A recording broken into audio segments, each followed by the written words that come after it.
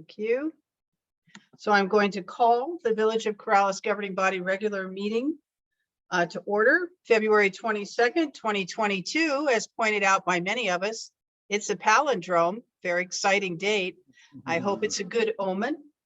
I'm going to now ask that we all rise and say the Pledge of Allegiance, please. Thank you. I pledge allegiance to the flag of the United States of America and to the republic for which it stands, one nation, under God, indivisible, with liberty and justice for all. Thank you, everyone. I'm going to take the roll call. Councilor Lucero, unfortunately, will not be with us tonight. He is at the hospital. Apparently, his father is very close to passing away. I hope all of you will join me for a moment, thinking about he and his family and wishing them all the best. Mel Knight. Here. Tyson Parker. William Waldman. Here. Stuart Murray. Here. Zachary Burkett. Here. Thank you so much. Now I will entertain, somebody's not on mute. That's another problem of modern technology, right? May I have a motion to approve the agenda? So moved. Thank you, Councilor Burkett. May I have a second? Thank you, Councilor Waldman. All right, Councilor Parker. Councilor Knight. Aye. Councilor Burkett. Aye. Councilor Murray. Aye. Councilor Waldman. Aye. Thank you so much, everyone. All right, we're going to move into item D, reports. First item is administrator's report. Administrator Curry. Thank you, Mayor and Governing Body. I'd like to kick it off, as we always do, with Tanya giving a different sort of COVID report tonight. Thank you, Council, Mayor, Administrator Curry. Yeah, definitely different. As everyone knows, the mask mandate has been dropped. Does not mean you can't wear a mask, but it is not mandatory anymore. I wanted to give you our numbers for Corrales. We're at 58 for November, or sorry, for November. 58 for February, which is good. We're way down from the 314 from last month. And that's only 2.64 cases per day. We had no cases yesterday, but we had 5 today. In the last 5 days, we've had 6, 10 days, we've had 24, 14, 32. That could definitely be lower because of home testing, and you can get treatment off your home test, either the oral antivirals or the monoclonal antibodies or remdesivir. So could be lower than it actually is.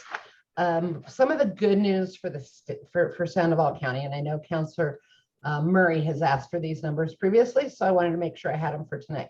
Sandoval County has 96.8% of our population with at least 1 vaccine. And we have 83.1 with 2 vaccines. The state does not have booster or under 18. Those are going to be adult vaccines. However, in the state, we have 91.8% of everyone over 18 with at least 1, and we're at 78.4. So that's really, really good with 2. Where we're not so good is the booster shot. We've only got 44% with the booster, but our 12 to 17-year-olds are beating everyone over 18. They're at 60.8% for, sorry, they don't have their boosters broken down. They're at 60.8 for 2 shots. So the 12 to 8 to 17 is doing really well. And the 5 to 11 is 38% with 1 and 28.8 with 2. And why that's significant is we're blowing the United States away. So the US only has 64.8 with the full doses. So that's really, New Mexico is doing really, really good. So cases are coming down nationwide. They are, yesterday we had 89,000 cases in the United States. So that's down. That is still about where Delta was, but we're down from our peak of over 1 million a day, which is really good. Our hospitalizations were 65,000 and in the ICU, 12,551. And then nationwide, we did have 2,096 deaths yesterday. New Mexico today did have 27 deaths, and that's because where our peak was, the deaths are going to be a lagging indicator 2 to 3 weeks after. So that's really, we've got some good news. We still need to be very careful. If you're not boosted, you really do need to get boosted. If you're not vaccinated, get with a trusted person and actually ask the valid questions and find out. Ask your questions. Everyone has a valid question. Ask those. I'll be happy to stand for any or sit for any questions. Councilor Waldman.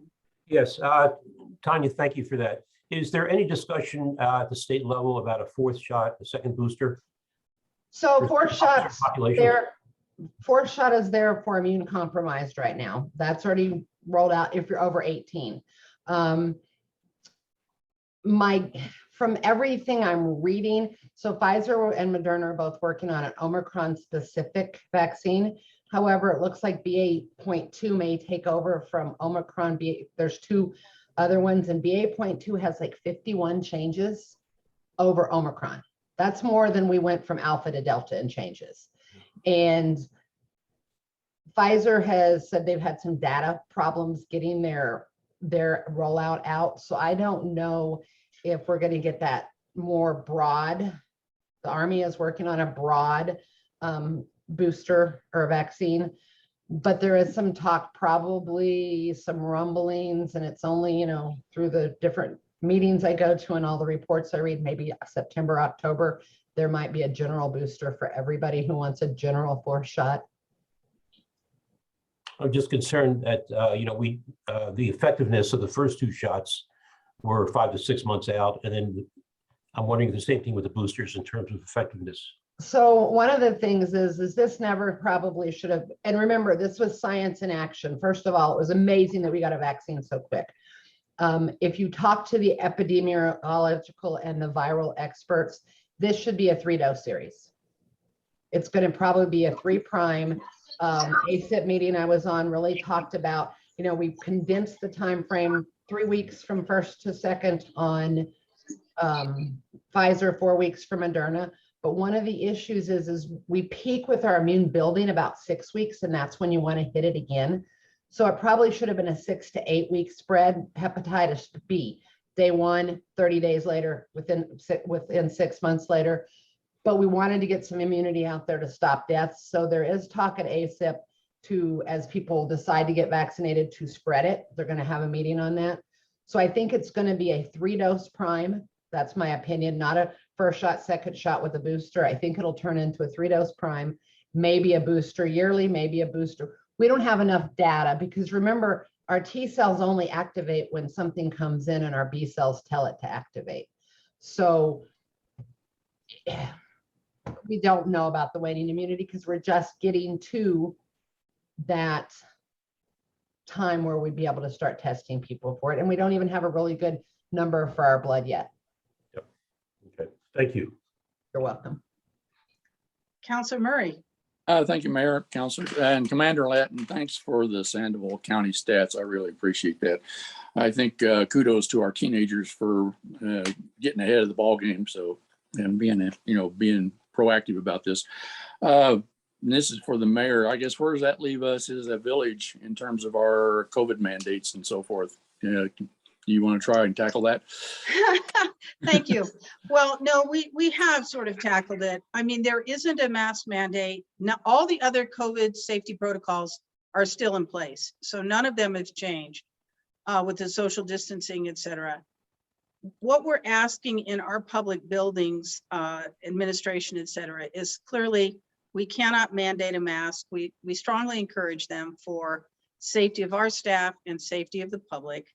So please try to wear a mask if you can. We have friendly signs on our door to that effect that we would appreciate wearing a mask. We encourage it. That's where we're leaving it. Some departments, like the fire department, which is like a public health facility, masks would be mandatory, but of course they're basically a closed facility. So all of us, and we don't always speak for the court. They may have a different view. I think masks are mandatory under the judicial system. Their rules come from there. But for the rest of us, it is encouraged, but not mandated. But remember, your safety is your own. And I don't want anybody to feel ashamed if they're still wearing a mask, if that makes them feel more comfortable. So that's kind of where the status is right now, Councilor Murray. Oh, do you think the governor's going to come back out and then say everything's open? You know, is she going to remove all restrictions whatsoever? Do you think? Well, I don't know. I actually, like many people, was quite surprised that mask mandate came off that day. It wasn't what anyone was really expecting. So I think we're going to see where the numbers take us, and they're still kind of high. So I think we're all hoping that they're going to continue to drop.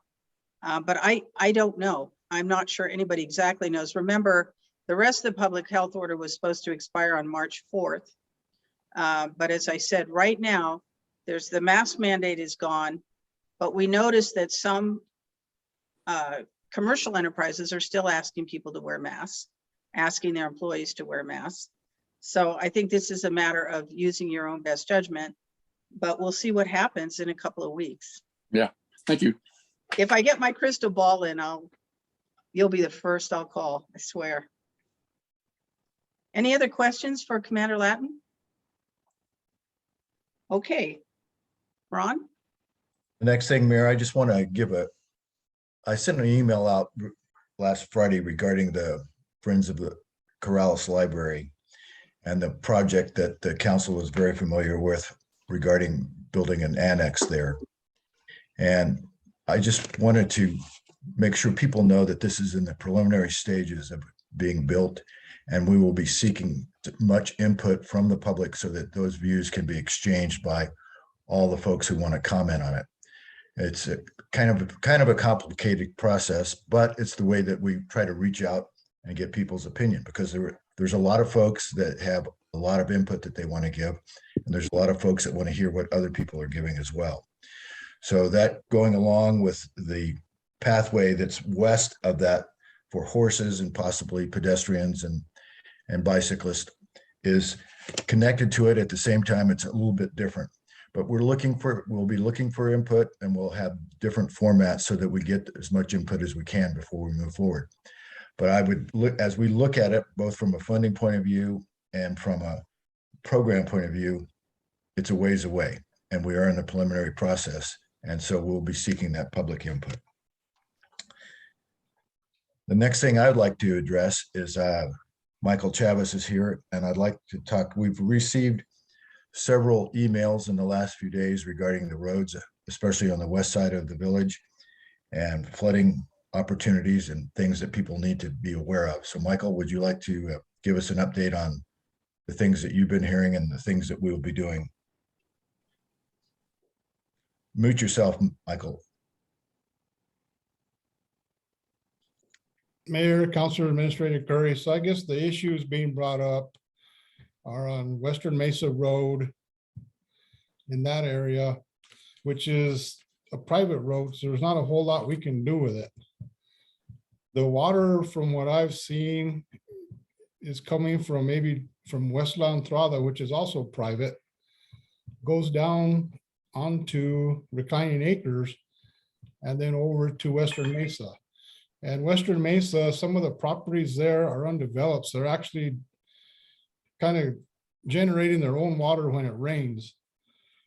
I've been up there to Reclining Acres, and the only solution I can really see, and I'm going to have to get the engineer out there to verify, I've taken some grade shots out there, and what I'm thinking we might be able to do is redesign it and repave it with an inverted crown, so it'll carry some of that extra water down to Loma Larga. Sherry and I have been up there, our code enforcement officer, and she's written some letters to some of the residents. And we're hoping they'll contain their water, because as you know, this isn't all on the village. You know, the rain doesn't just rain on our road. But hopefully we can get something going there. It's going to be funding issues, of course. But that's about where I sit on that. You know, I just need to get an engineer up there to take a look at it. And I'm standing for questions. Any questions for Michael regarding the proposed actions on those roads? Yeah, thank you, council. My name is Raven Chacon. I'm one of the, I'm so sorry, Mr. Chacon. This is really only for counselors at this point. oh, I'm You'll be sorry. able to Okay. speak at the court. No, it's not a problem. It's just that right now it's for counselor input, asking Mr. Chavez for his input. Yes, Mr. Waldman, Counselor Waldman. Yeah, Michael, I'm not sure this is the appropriate time to raise this, but later on, I see you, Tyson. there's a section on roads and paving, et cetera, and request the state for funding. One of those is for 2 sections of sagebrush.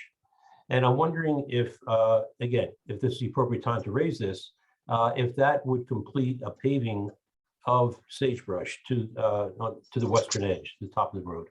Okay, well, this, I don't know if you can see that.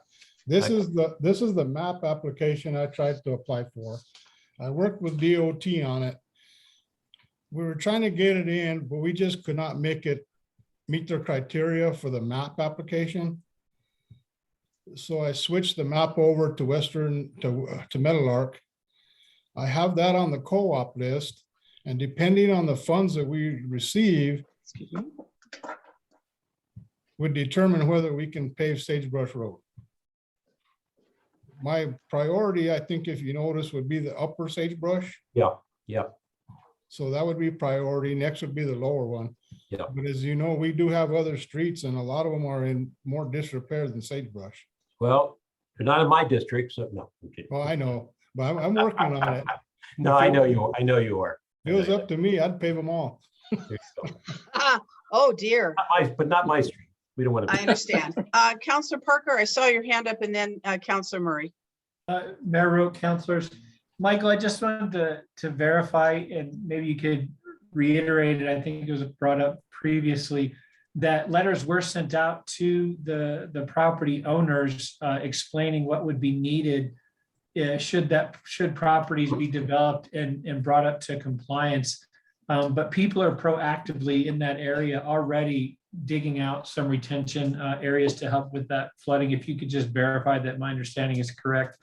And then the second phase, if people wanted the village to do something on a private road, do they have to give us the road or give the village rather the road? Or how would that work? Is that something that neighborhoods could consider if they find themselves just they cannot win the battle with the road being a private entity?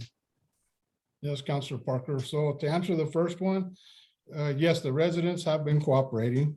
Not all of them, but some.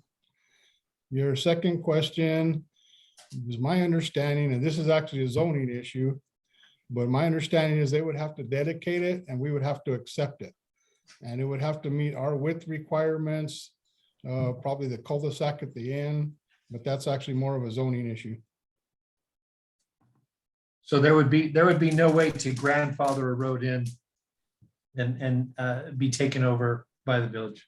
Is what you're saying. No, but some of them, the way I've seen them is if they had to give up that section of road, it would give them a substandard lot size. Yeah. And so then the property, has this conversation been had with zoning yet, or am I Oh, yeah. kind of, It's- okay? So then would those property owners, would a variance have to be granted to every single property, or again, would it be grandfathered in to be allowed to have that? Because I know it'd have to be a 30-foot wide easement all the way up through there, correct? That would be a zoning issue, zoning question. Okay. There is an answer. It's probably more complicated than we might want to get into right now, but yes, there is a process, but it is not without its own set of complications, not the least of which is getting everybody on a road to agree that they want to do that.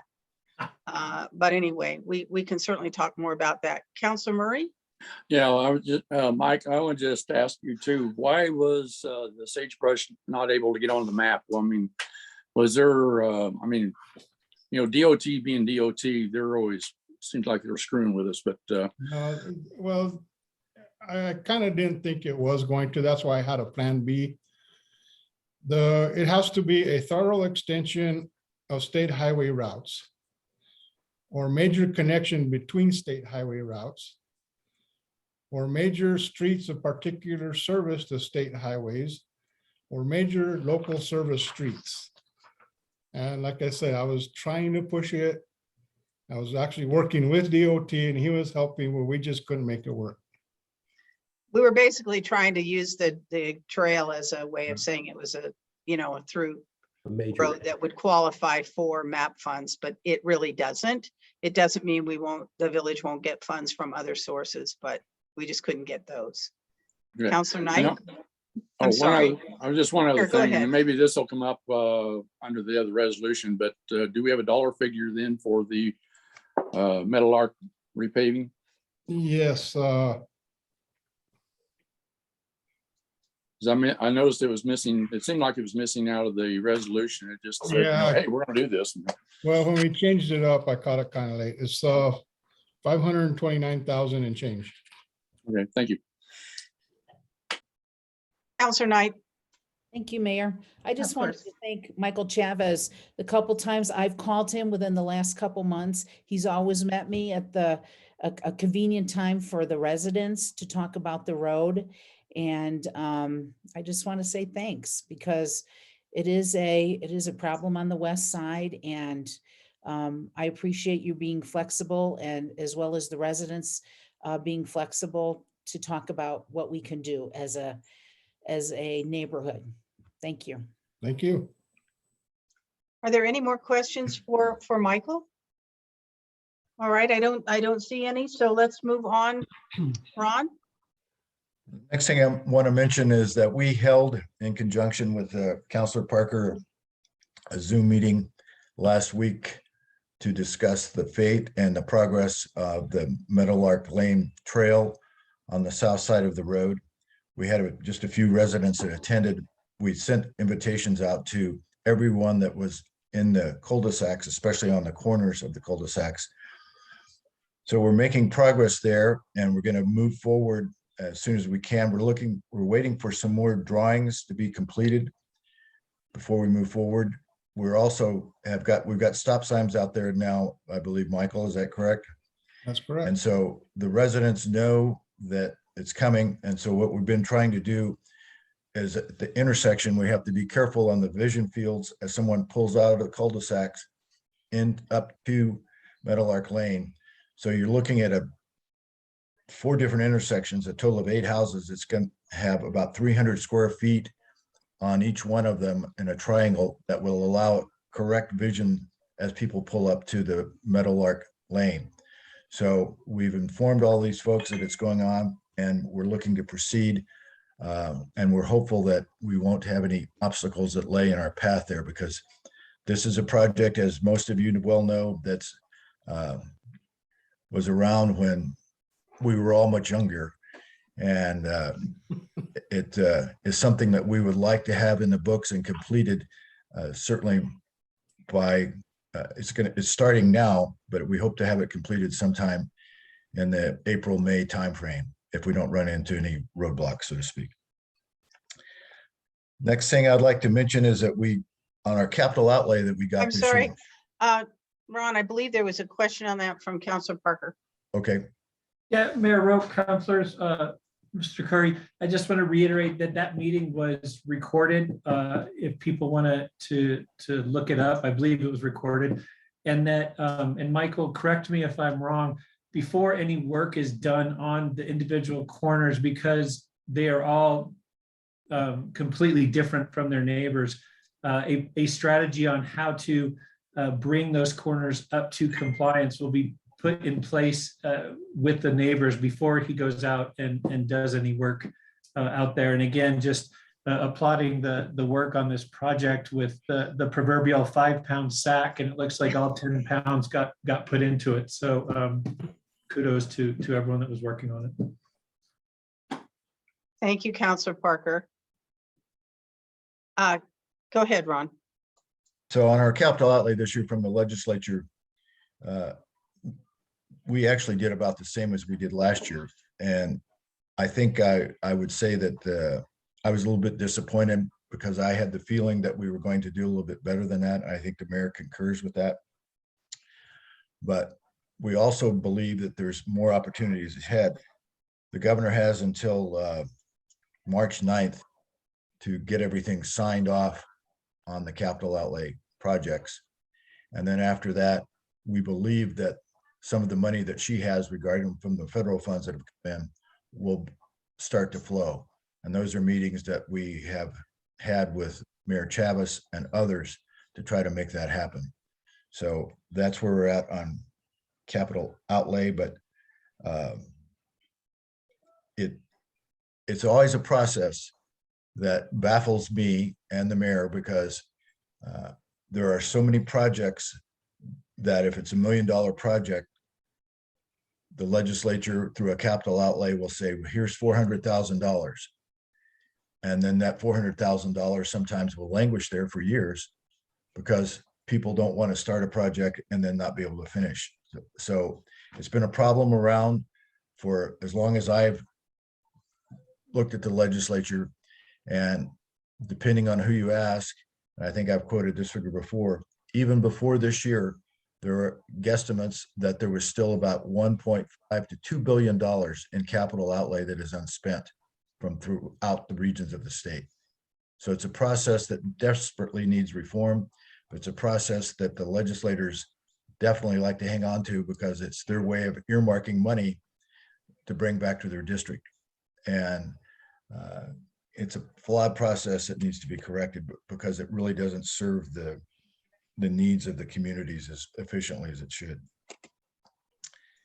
The last thing I'd like to ask for before we ask for any more questions, I'd like to ask Melanie to give an election update and give an account on how many early voting we had and standards on how we're going to be counting votes. This is a request from Councilor Murray and others. So Melanie, please. Thank you, Ron, Mayor and council members. As of close of business today, we had 939 people that have come in and voted in person. 110 of those came in just today. So it's really starting to pick up. Yesterday we had 94, Friday it was 93. So the numbers are starting to grow. I've mailed out 84 absentee ballots so far, and I've had about 32 returned. And Councilor Murray had asked how the tabulation of those votes will be done. And so all of that will be done in the village. We have 3 different groups of precinct board members that will be tallying the votes for us. We have one group of 3 people that will be tallying all of the early in-person votes. A separate group of 3 people will be tallying the absentee votes. And then we'll have a board that's working on election day that will tally the votes that come in on election day. And all of those results from the tabulators will be posted on the doors to the rec center where voting will take place on election day. So after 7 o'clock, when all of the votes have been tallied, the result tapes will be on the doors to the rec center at the end of the night. Councilor Murray? Thank you, Mayor and councilors. Thank you, Melanie, for that information. Also, are observers going to be allowed in to look at the tallying, or how is that going to be handled if there are requests? So the anybody that is running for office is allowed to come in and watch the tallying of the votes, as are members of the media, and then members of the administration. Is this something that has to go through the Secretary of State, or is that just a local thing? No, I don't think, I mean, there are some guidelines that we have to follow, and there's a specific list of who can come in, but if somebody is interested, they can contact me and I can verify that that is somebody that is allowed, and then we can either let them in or tell them, I'm sorry, that's not allowed. Okay, thank you very much. Melanie, could you Councilor Waldman? oh, excuse me, Mayor. That's all right. Very quickly, Melanie, will these tallies will be reported to the Secretary of State as well that evening? Yes, so yeah, the memory cards will get taken to the county election clerk, and then they will upload it to the server to the Secretary of State that night. Goes to the county first. Okay. Yeah. Yeah. Thank you. I think Melanie. I bet that Ron's going to say the same thing here. Melanie has been an absolute champion because of course she's doing all the rest of her regular job and jumping up from her seat to welcome early voters, which I think she's done in a very welcoming and gracious manner. So I think she deserves a lot of credit. This is where, you know, you've got one person and one machine. And there's just, most people have been very good about it, because sometimes there's a bit of a delay if more than, you know, several people show up, or there's a phone call. But also Raina Aragon has been helping out. She was trained and has been helping out. And I would just like to thank Melanie. She's really gone all out to make sure that this is a very fair and transparent. We've also election. been doing Appreciate it. same-day voter registration for some people, and that process takes about 10 minutes. And people have been really, really great about having to wait a few extra minutes so somebody can register and then vote the same day. So Thank you. Ron? Any questions? Yes, Councilor Murray. Thank you, Mayor, councilors. So Ron, I had asked a couple days ago about the Thompson fence line, about responsibility for maintenance. I kind of get the feeling that it's Rio Ranchos, but there was some confusion about you know, who is responsible and so forth. Is that affirmative that it's Rio Rancho's responsibility for that trail north of Metal Arc? Yes. Okay. And also, is there any information that maybe Mr. Casaga might want to address this too? Is there an update on the siphon for the irrigation? That is coming up, Councilor Okay. Murray. I believe he is going to address that. Okay. All right. Thank you. Mhm. Well, shall we move into item number 2, which is the introduction of the new head of SCAFCA, Dave Gatterman. And I did see him on the line before. Are you still with us? Yes, Madam Mayor, I am here. Hello, welcome. Hello, and thank you. It's very nice to Of course. talk with all of you this evening. My name is Dave Gatterman. I've actually been an employee of SCAFCA's for approximately 10 years. Prior to becoming the executive engineer, I was the facility operations director and also the environmental services director. So anybody who remembers MS4 and all of those big environmental permits we dealt with, I was dealing with that along with the village of Corrales and the city of Rio Rancho and the town of Berlio and everybody else around. Anyways, prior to coming to SCAFCA, I worked for New Mexico State Parks. I built state parks for a living, which was a great fun time. Yeah, I opened a couple state parks during my tenure, and so I've been working for, you know, state government and local government for approximately 20 years now. Well, thank you. I wonder if you want to say a few words about what you see as the direction of SCAFCA. We consider SCAFCA a great partner. Obviously, we want to continue that. And as you could probably tell from Michael Chavez's remarks, we need you here. Indeed, yes, I know flooding is always something that happens. Yeah, you know, sometimes at a big scale, sometimes in a small scale. Well, and as many of you who've been down in the Bosque know, down by the Harvey Jones, we've recently been in the process of doing a wetlands project down there in conjunction with MRGCD, the city of Rio Rancho, the Nature Conservancy, and the village. That is one project that we're really excited about. We have one more phase left to do, which is going to be routing some of the effluent coming off of the wastewater treatment plant from the city of Rio Rancho through the wetlands to provide a full-time water source there. The Nature Conservancy and their contractors are going to be out there starting tomorrow, I believe, planting wetlands plants down there. The other exciting part about this is it should fully drain the Harvey Jones Channel after it rains. For a very long time, one of the problems that we had was there was a vertical constraint, basically a shelf that was higher than the bottom of the Harvey Jones and higher than the pond that we dug. So it just held water back there. With this project, we have actually eliminated that. So all storm water will be routed through this system and it'll be treated a little bit more before it discharges to the Rio Grande. So that's one of the projects that we're very excited about.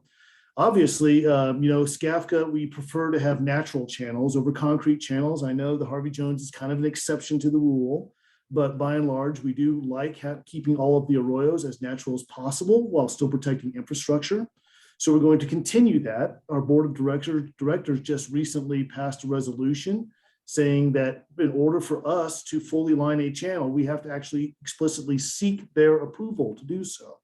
So not saying we can't do it in the case where we have to, but also we have to go through them and we have to get their permission, which I think is a very good fail-safe going forward to keep us from becoming an agency that just lines concrete with channels with concrete. And another exciting thing that our board just adopted was a revision to or update to our quality of life master plan. The Southern Sandoval County Royal Flood Control Authority also feels that part of their mission is to allow all of its public lands, we are a public land agency, to be used for multi-use purposes, and trails are a perfect purpose that we like having the public out to. So coming out to our facilities. So that is something that has just recently been finalized. It's on our website.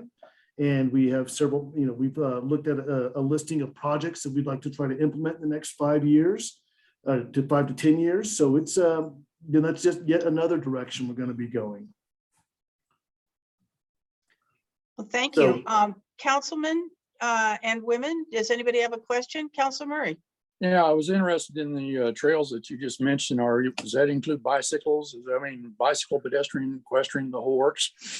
That's correct. I mean, obviously there are some locations that would be like inner Rio Rancho. We have some areas there that might be difficult for some like equestrian to get to. However, equestrian, bicycle, and pedestrian are the types of recreational activities that we encourage in our facilities. We are not fans of motorized traffic in our facilities.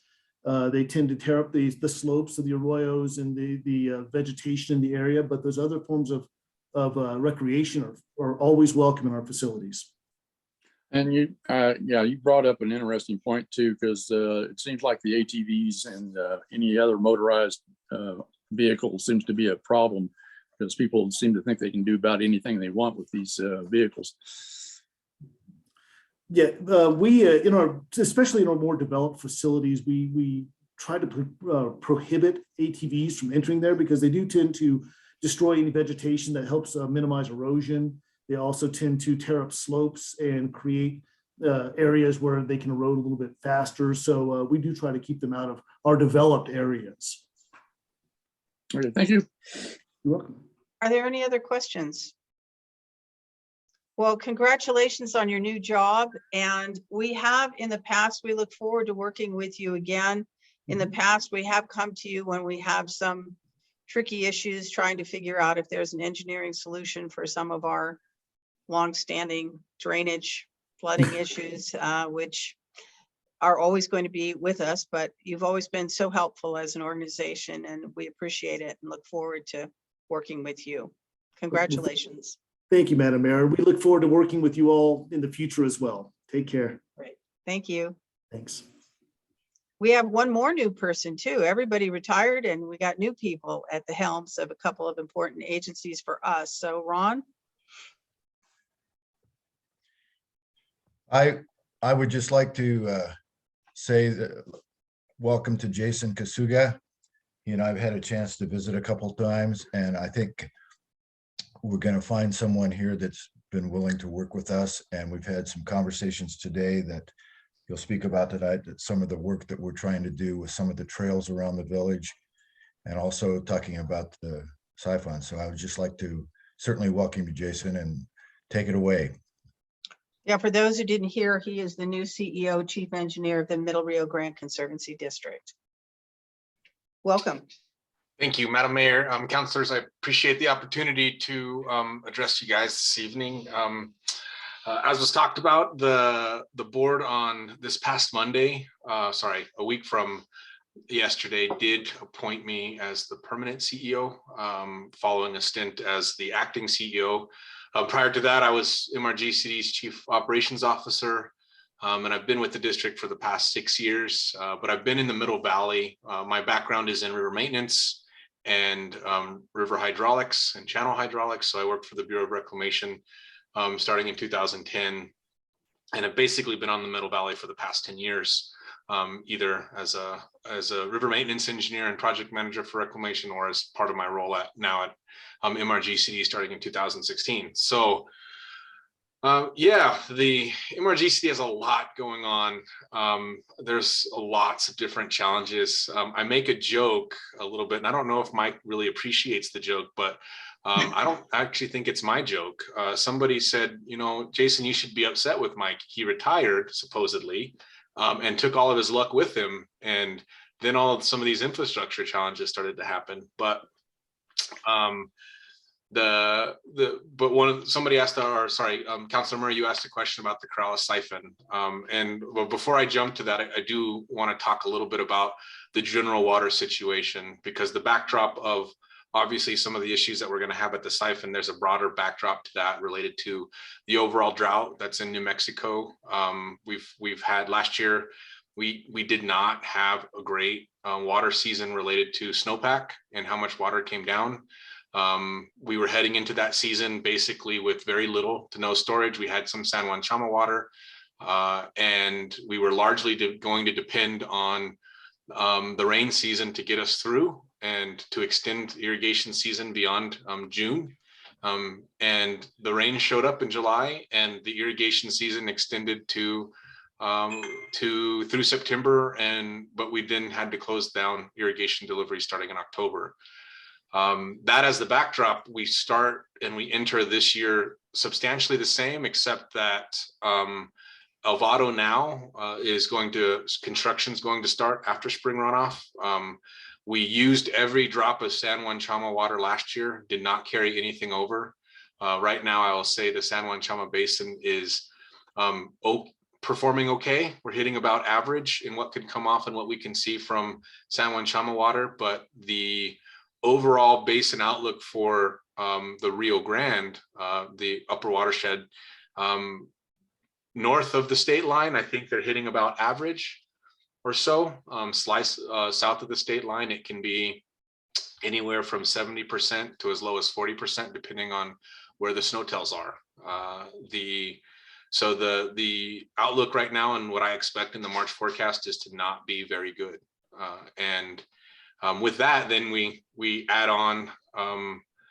So that was going to create a difficult scenario in delivering water in the first place. And then we add on the infrastructure issue that presented itself on the Corrales Siphon. This wasn't actually in the flowing area of the siphon that the rock weir actually recovered back over. The hole that presented itself was on the Sandia side of the river. And there are photos and stuff like that that I can pass on later on that kind of show the extent. But one of the issues that we found is the water surface elevation in that hole was relatively equal to the water surface elevation in the river. So from an engineering standpoint, what that tells me is that the river was potentially feeding the siphon. Those elevations shouldn't be the same because the river sits higher than the siphon. So to see the water surface elevation in the hole match the water surface elevation in the siphon was concerning. And then we started to do some excavation and exploring and tried to drain the siphon, and it kept flowing. We determined that the siphon flowed backwards about 25 to 30 CFS constantly. And at that point in time, our consultant, along with my own engineering staff, determined it was not really going to be feasible to try to use the siphon. And if we did use it, we could cause damage, preventing us from potentially lining that siphon here in the near future with a PVC liner or something similar, and still able to make use of it. So that brought us to this ultimate plan that was presented to the board on Monday, where we're going to at least for this year and maybe even for next, look at a pumping plan. And the MRGCD used and put out using the Bernalillo County's multi-infrastructure on-call, a bid request for the mobilization right now of 2 15 CFS diesel pumps that will be the primary water supply and provide the primary water supply for the village of Corrales. And the plan and where we have to deploy these pumps is located in the area where the MRGCD constructed, stabilized the bank, and where also where folks used to get in and out of the water for boats. If you guys are familiar down there with the new area that we constructed with the bank stabilization, all the rock, that's really the right place to put this.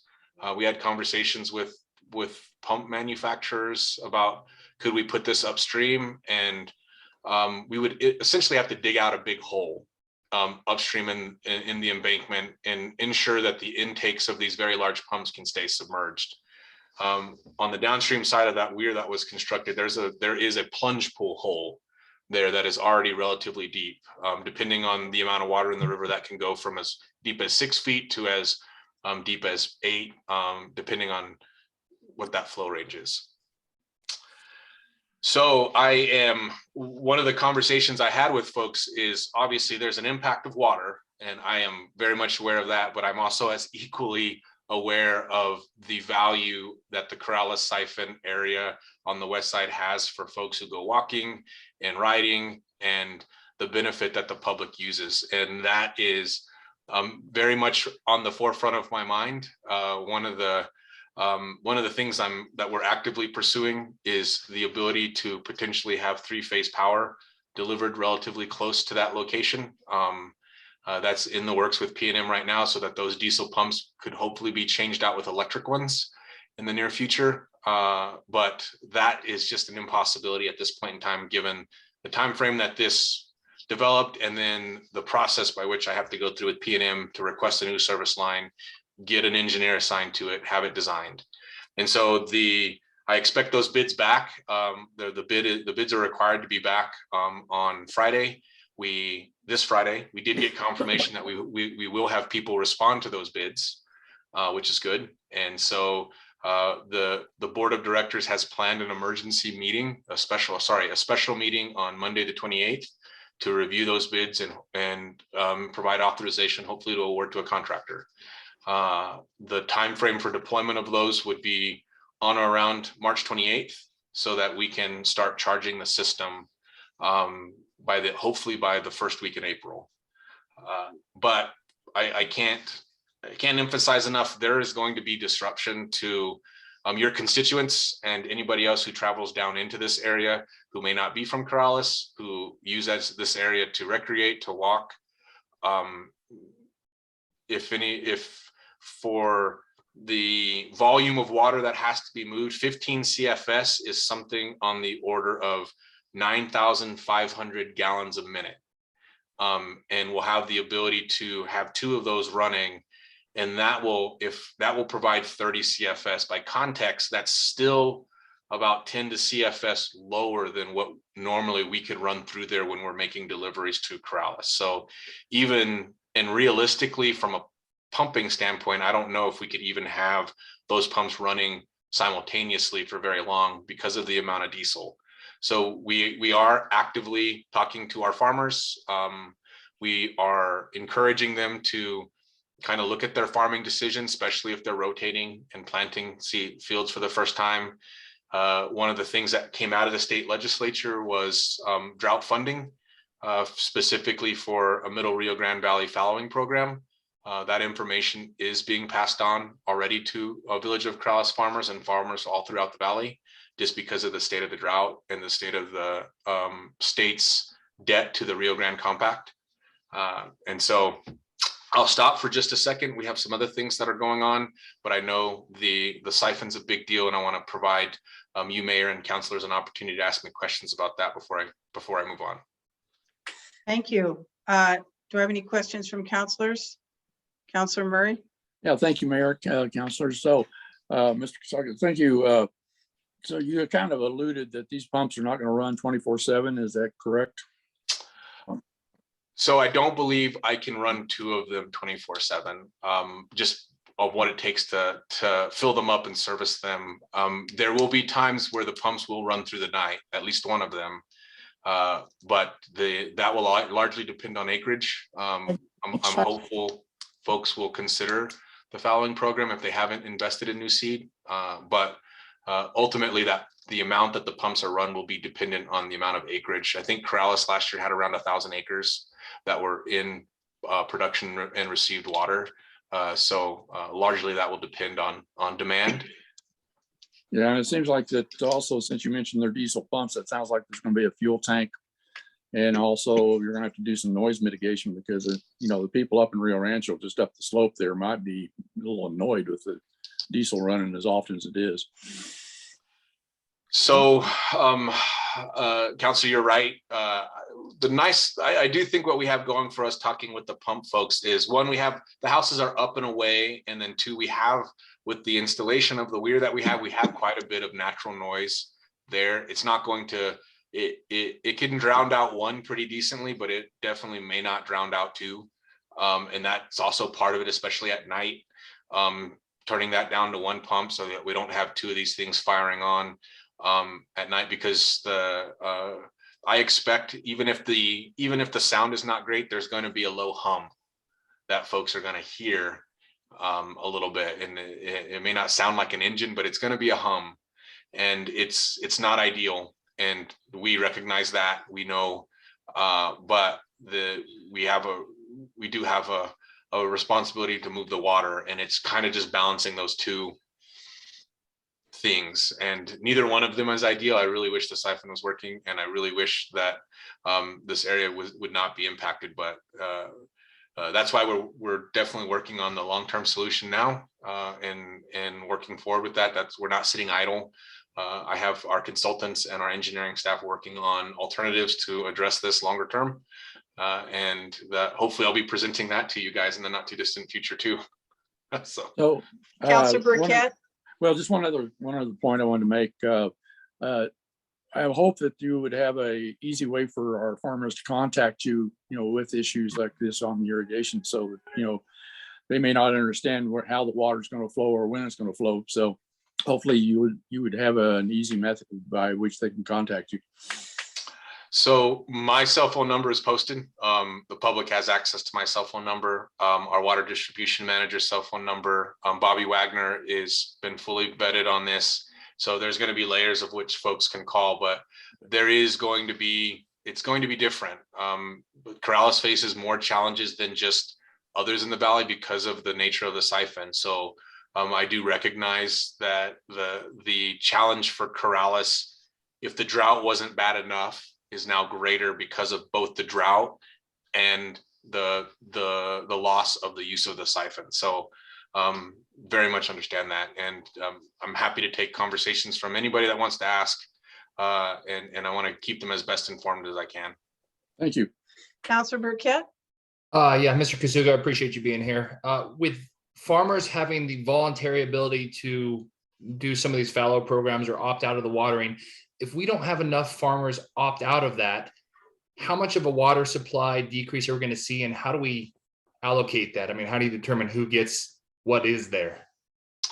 So the district shares shortages right across the district. So the way that I think Corrales is going to see that is in the length of time between waterings. And so again, if we're looking at during the day, if I need to fire on the second pump and push slugs of water through and then draw down that last pump in the evening, we are looking at that. And so tangibly, what Corrales farmers will see will be a greater length of time in between waterings. But everybody will be able to contact and water and schedule like they normally would. But Mr. Wagner, Bobby Wagner will be cognizant of the amount of water he can physically move, because this year it's very different. He can't call up and say, "Hey, can you change the wheels a little bit and shoot me more water through the siphon?" We're going to be finitely stuck at 30 CFS as the max and limited for the amount of time that we can do that. So functionally, irrigators will see it based on the length of time it takes to get their next watering. That answer your question? Okay. Well, you really did take this job on at a pretty difficult time, didn't you? Yeah. I did have a friend of mine who's also an irrigator tell me, congratulations. The second sentence was honeymoon's over, and when are you going to fix it? Yeah. So it is an interesting time, but I think in my release, I firmly believe what I said. I believe being a public servant's a privilege. I love that I get to make my living at it, and I love working in the Middle Valley, and that's why I took the job. So you mentioned there were some other things. Did you want to cover them now, or? So there, Ron mentioned some other stuff that was on there. I know that Dave Gatterman brought up trails, and so I'll just put a plug out there that the district has agreed to enter into an MOU with the village of Corrales. I know that hasn't actually happened yet. We've been working on that, but with the amount of irrigation ditches that we have and the way that folks use them, we definitely see the need to enter into an agreement, especially if we're going to formalize one of our canals as a trail. Mainly that's related to liability. The district doesn't really have that as a mission authorized from our state statute from the Conservancy, right? Like, and we recognize that our facilities are great and are used for recreation, but the reality is, unfortunately, in this litigious society, a lot of our constituents' money, your money that you give to the district, goes to defend the district from litigation. So the partnering with municipalities that have the ability to do recreation is really important. We've done that. We're going to do it. We have the Alameda Trail that we've worked on. We have the Rio Grande State Park. We have these agreements in place. So we've figured out a way to do it. And we've already committed by resolution in 2017 to do it with Corrales. I know that my staff, and I think Corrales staff, is still working towards that end. But that's still a vision for us, that we would like to have that partnership with Corrales going forward, if our facilities are going to be officially named as trails. Thank you. Well, welcome. We look forward to working with the Conservancy in the upcoming years. Thank you very much. I look forward to continuing to work with you. You guys, you have some great staff. I have already worked a lot with Michael Chavez. I've worked a lot with Chief Martinez and others. So in that regard, I think to your staff, I'm a common face, and hopefully that will alleviate any type of transitional issues that can go when a person leaves a position like Mike leaving this one. So I'm hopeful it's smooth. And as I said, my cell phone number is available to the public. If anybody has any questions, I will answer the call, or at least return your phone call as soon as I can. Thank you. Thank you so much. Yes, ma'am. All right. I think, Ron, are there any other items with your report? Oh, I think that wraps it up, Mayor. All right.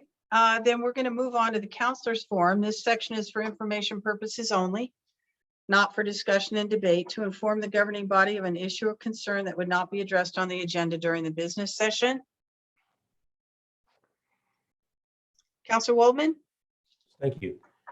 Mayor and councilors, during the councilors forum at our last meeting on February 8th, I addressed a number of issues regarding the treatment of animals in the care of the village.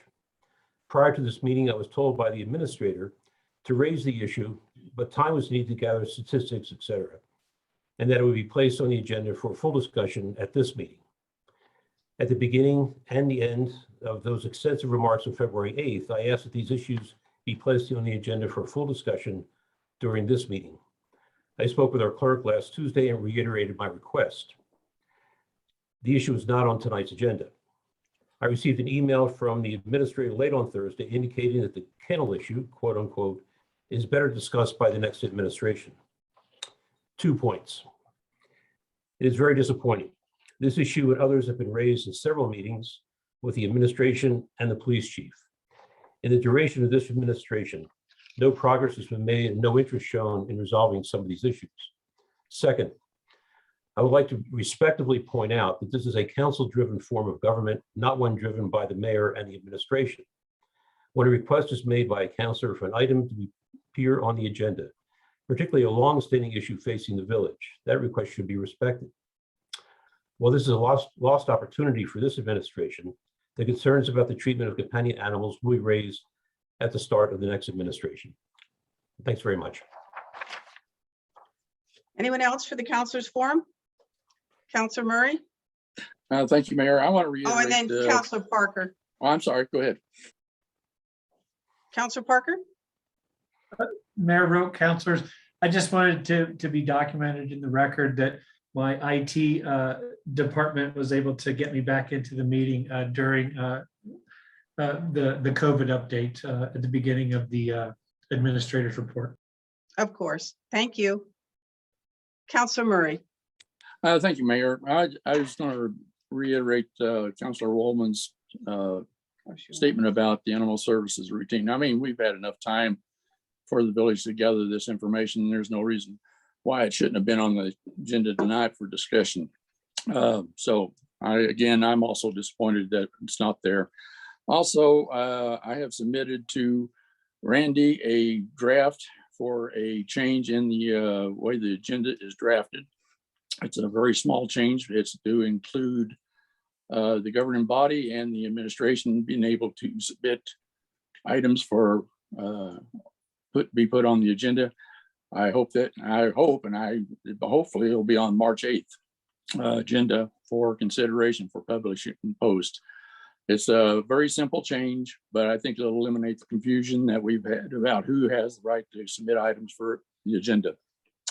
And then also, last but not least, I'm a little disappointed that we've got the cart before the horse again.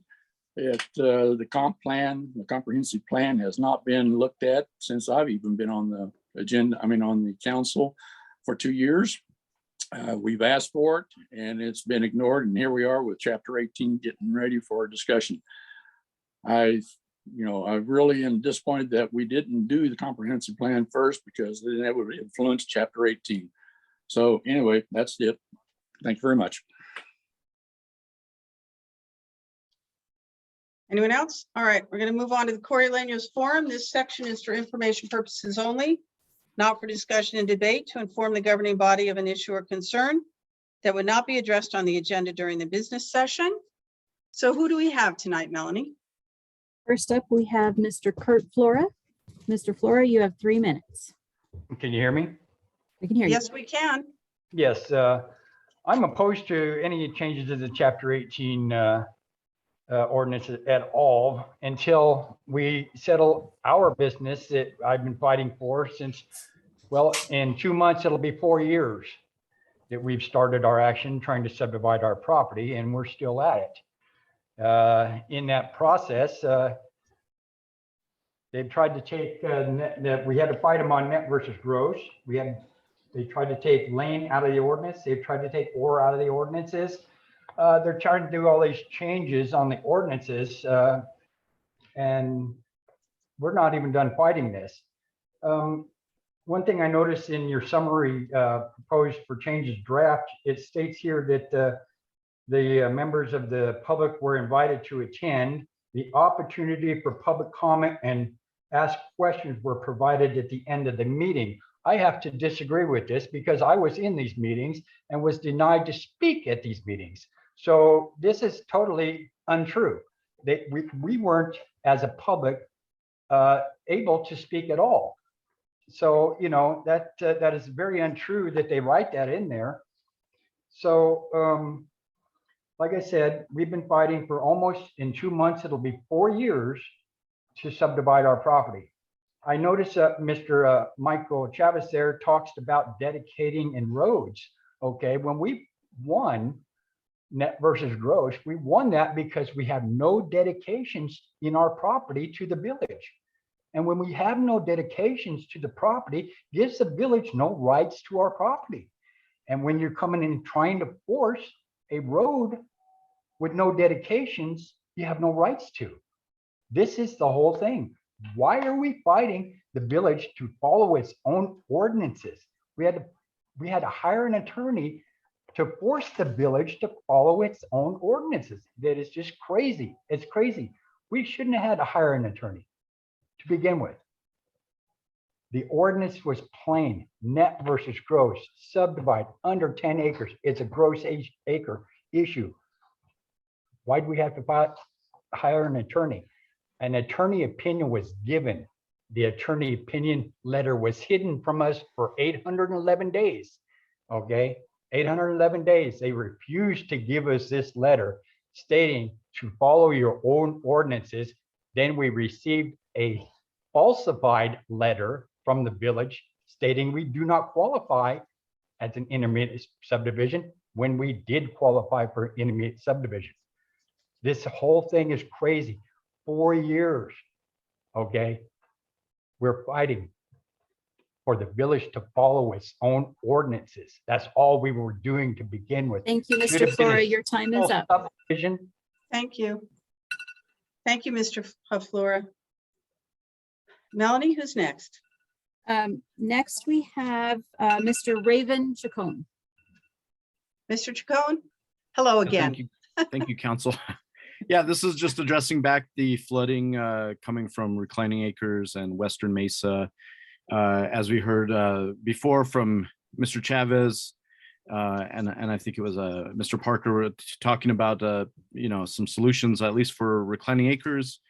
My concern is seeing the village's responsibility for what can be done with Western Mesa. Even though that was said that that's a private road, there's still an obligation for those landowners to retain the water in their properties.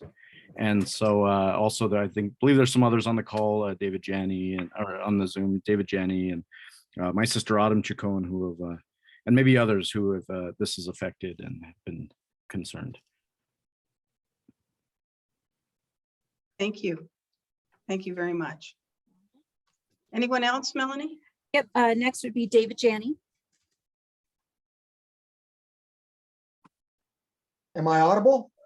You We can are. hear you. All right, I'm not going to be able to provide video, and that'll save your eyes. So thank you very much, Mayor and governing body, for this opportunity. I do appreciate what Michael Chavez said earlier about the situation that starts up on West La Entrada and comes down across Reclining Acres and onto Western Mesa, and then unfortunately onto my property and my neighbor's property on the west and east as well. I sent an email to Melanie earlier this afternoon. I don't feel I need to regurgitate that. I would prefer that each of you read that. So I'll just cut to the summary. I think there's an opportunity here for the village to perform an engineering evaluation of the flow that's causing this issue. The way I see it, it comes from the west along Reclining Acres, as well as from the north down from West La Entrada.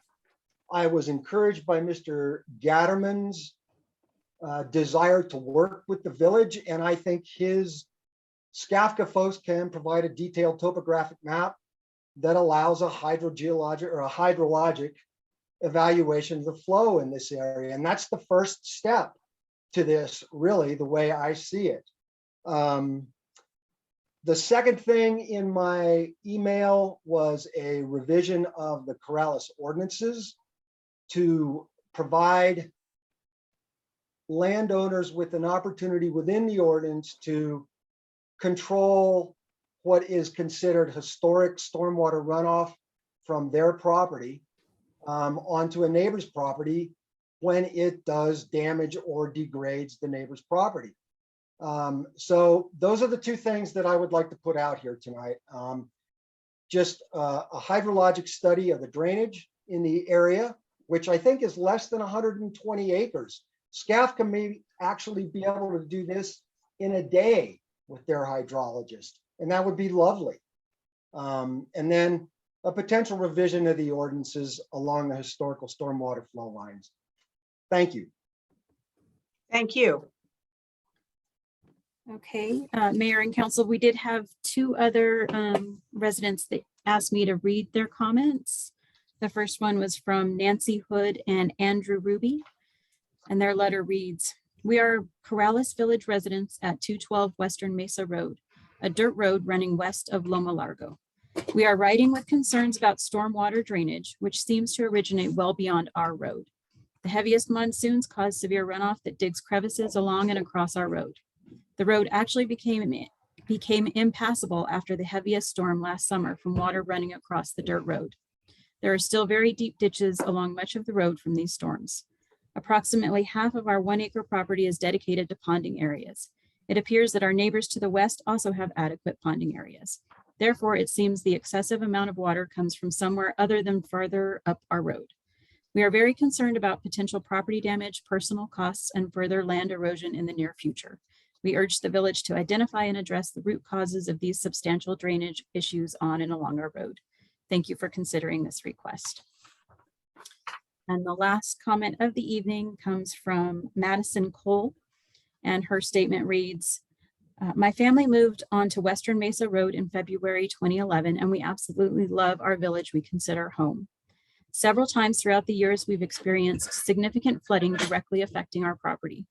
The water is entering from both the northern neighbors' properties and from the west, flowing down Western Mesa, which is a dirt road. I have videos of these rivers pouring through our yard and across and down our road. These floods cause extensive damage to our property and make our road impassable. We've spent thousands of dollars repairing and trying to prevent this damage.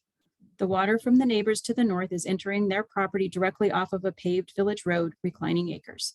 This issue not only affects the residents of our road, but damages properties on Reclining Acres and Alamos to the south as well. We strongly feel this issue needs to be addressed by the village before more uphill development exacerbates the problem. Our family cares about our village. We talk to our neighbors and fellow residents about these things, and we vote on issues important to us. Please take action to help resolve this issue. Thank you. And that is everything for our Corrales forum this evening. Thank you Melanie, very much. distribute that Thank you very email much. to the governing body, since you didn't read it. This is David J. I'm sorry. Melanie, was there something else that was submitted to you to read Let's by see. noon, or I think you said something about you did it late this afternoon, Mr. Jenny? No, You ma'am. may it not was have gotten it. I do have your comments, but since you had spoken, I wasn't sure you wanted me to read the entire letter. Did you want me to just send it to the council members, or did you want me to read it? Please, that would be adequate. Thank you. I can do that. All right. If that is all right with you, Mr. Janney, that's the way we'll do it. Thank you very much. Oh, I'd much prefer that you read it. Thank you. No, is that okay, Mayor? Do you want me to go ahead and Yes, read of the? course. Okay, Of all right, course. thank you. This email serves to officially inform the village that the historical stormwater issue on Reclining Acres requires attention before the next monsoon season. It appears that there are at least 26 property owners directly or indirectly affected by the uncontrolled natural or historical stormwater that flows east from the west end of Reclining Acres and also flows south from the topographic divide north of West La Entrada across both West La Entrada and Reclining Acres. The flows appear to commingle at about 353 Reclining Acres, flow south across Western Mesa Road and onto the north side of at least 3 properties along the north side of Alamos Road. The flow returns to the Western Mesa corridor and eventually flows onto Loma Larga, where it deposits sediment that the village removes. After the July 7th, 2021 storm event, I spoke with at least 10 of the affected property owners and brought it to the attention of our councilperson and the planning and zoning director. Please find attached the revised version of the Google Earth image I sent to planning and zoning in August of last year. Please understand that this is a generalized flow path figure, and without a detailed topographic map, the flows cannot be accurately depicted. Although I requested a detailed topographic map of the drainage area from SCAFCA in September of 2021, I have yet to receive it. The property owners are aware that this issue has been discussed with council members. As of today, we have not received any official response from the village. In September, we did receive an official letter indicating that the stormwater detention basins we have for collecting runoff from our constructed impervious surfaces must be, quote, mucked out within 30 days or the village will impose a fine. I can assure you that the residential basins on the 3 affected Alamos Road properties were adequate until sediment from the Reclining Acres runoff filled them on July 7th, 2021. I think I can speak for all of the affected property owners and request that the village undertake a formal assessment of the stormwater flow in this area, since it flows along and crosses Reclining Acres, a village road. It would be most beneficial if the assessment included a feasibility study of potential mitigations. I also think the village needs to revise the ordinances to include protection from unmanaged historical stormwater flow before more development exacerbates the issue. I think these measures will benefit the village and all of the residents that use Loma Larga. The effort begun by Annette Hayes Jones nearly 40 years ago must continue, since it's for the benefit of the village at large. And that's that. Thank you. Thank you very much. All right, if there are no more, we will move on then from this item to the consent agenda. All matters, that's item G, all matters listed under the consent agenda are considered to be routine by the village council and will not be enacted by one motion. There will not be separate discussion of these items. If discussion is desired, that item will be removed from the consent agenda and will be considered separately. The one item here is approval of minutes for February 8th, 2022 regular council meeting. Do I have a motion regarding approval of the consent agenda? So moved. Thank you, Counselor Waldman. Do I have a second? Second. Thank you, Counselor Knight. All right. I am going to take a roll call vote then. Counselor Waldman, Aye. Mayor, this is Counselor Councilor Murray. Murray. Oh, I'm sorry, Counselor Murray. I would like to amend it, just a simple amendment to the minutes under Councilors Forum. I would remove the word future and replace it with next meeting, because that's what the video says. Mr. Waldman raised concerns about village animal control facilities, said he would like to be present. He would like to present a proposal for some changes at a future meeting. The video says next meeting. All right. Anybody have any objection to that amendment? All right, hearing none, then with that amendment. Counselor Waldman, Aye. Counselor Murray, Aye. Counselor Knight, Aye. Counselor Parker, Aye. Counselor Burkett. Aye. Thank you very much.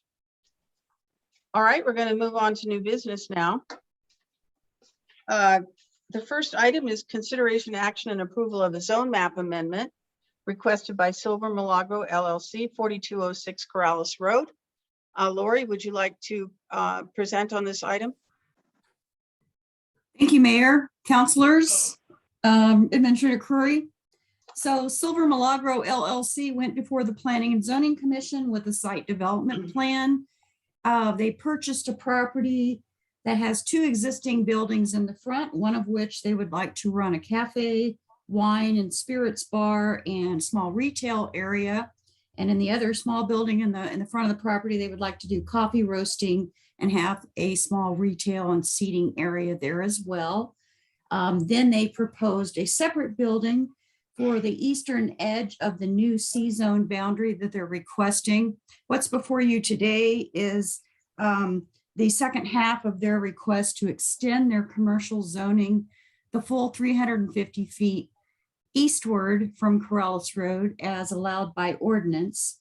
And what they would do with that additional land is expand the parking on the site and also erect a separate building on that eastern edge where they would sell plant starts and other agricultural products. Thank you. I'll take a motion in a second and then discussion if there is some. Do I have a motion on this Mayor, item? this is Councilor Murray. I move that we approve the zone chap mange resolution 2206. Thank you, Counselor. Do I have a second? Second. Counselor Knight, I'm sorry, got just a little bit ahead of you there, Counselor Waldman. Is there any discussion? Get the next one. I know you will. Any discussion? All right, hearing none, then I'm sorry, Counselor I'd just Waldman. like to say how exciting this prospect is. They're, I first met the brothers when they were in school at UNM, and they won the award for a new business plan, and I think they followed through and have a commitment to this village is really outstanding, and really looking forward to their operations. So thank you. Hear, hear. All right, Counselor Waldman, Aye. Counselor Murray, Aye. Counselor Burkett, Aye. Counselor Lucero, I'm sorry, Counselor Knight, Aye. and Counselor Parker. Aye. Thank you very much, everyone. We're going to move on to item 2, which is consideration, action, and approval of resolution 2207. That's a resolution for approval to participate in the municipal arterial program MAP to repave Meadowlark from Corrales Road to Loma Larga. I think Michael Chavez is here to speak to this item.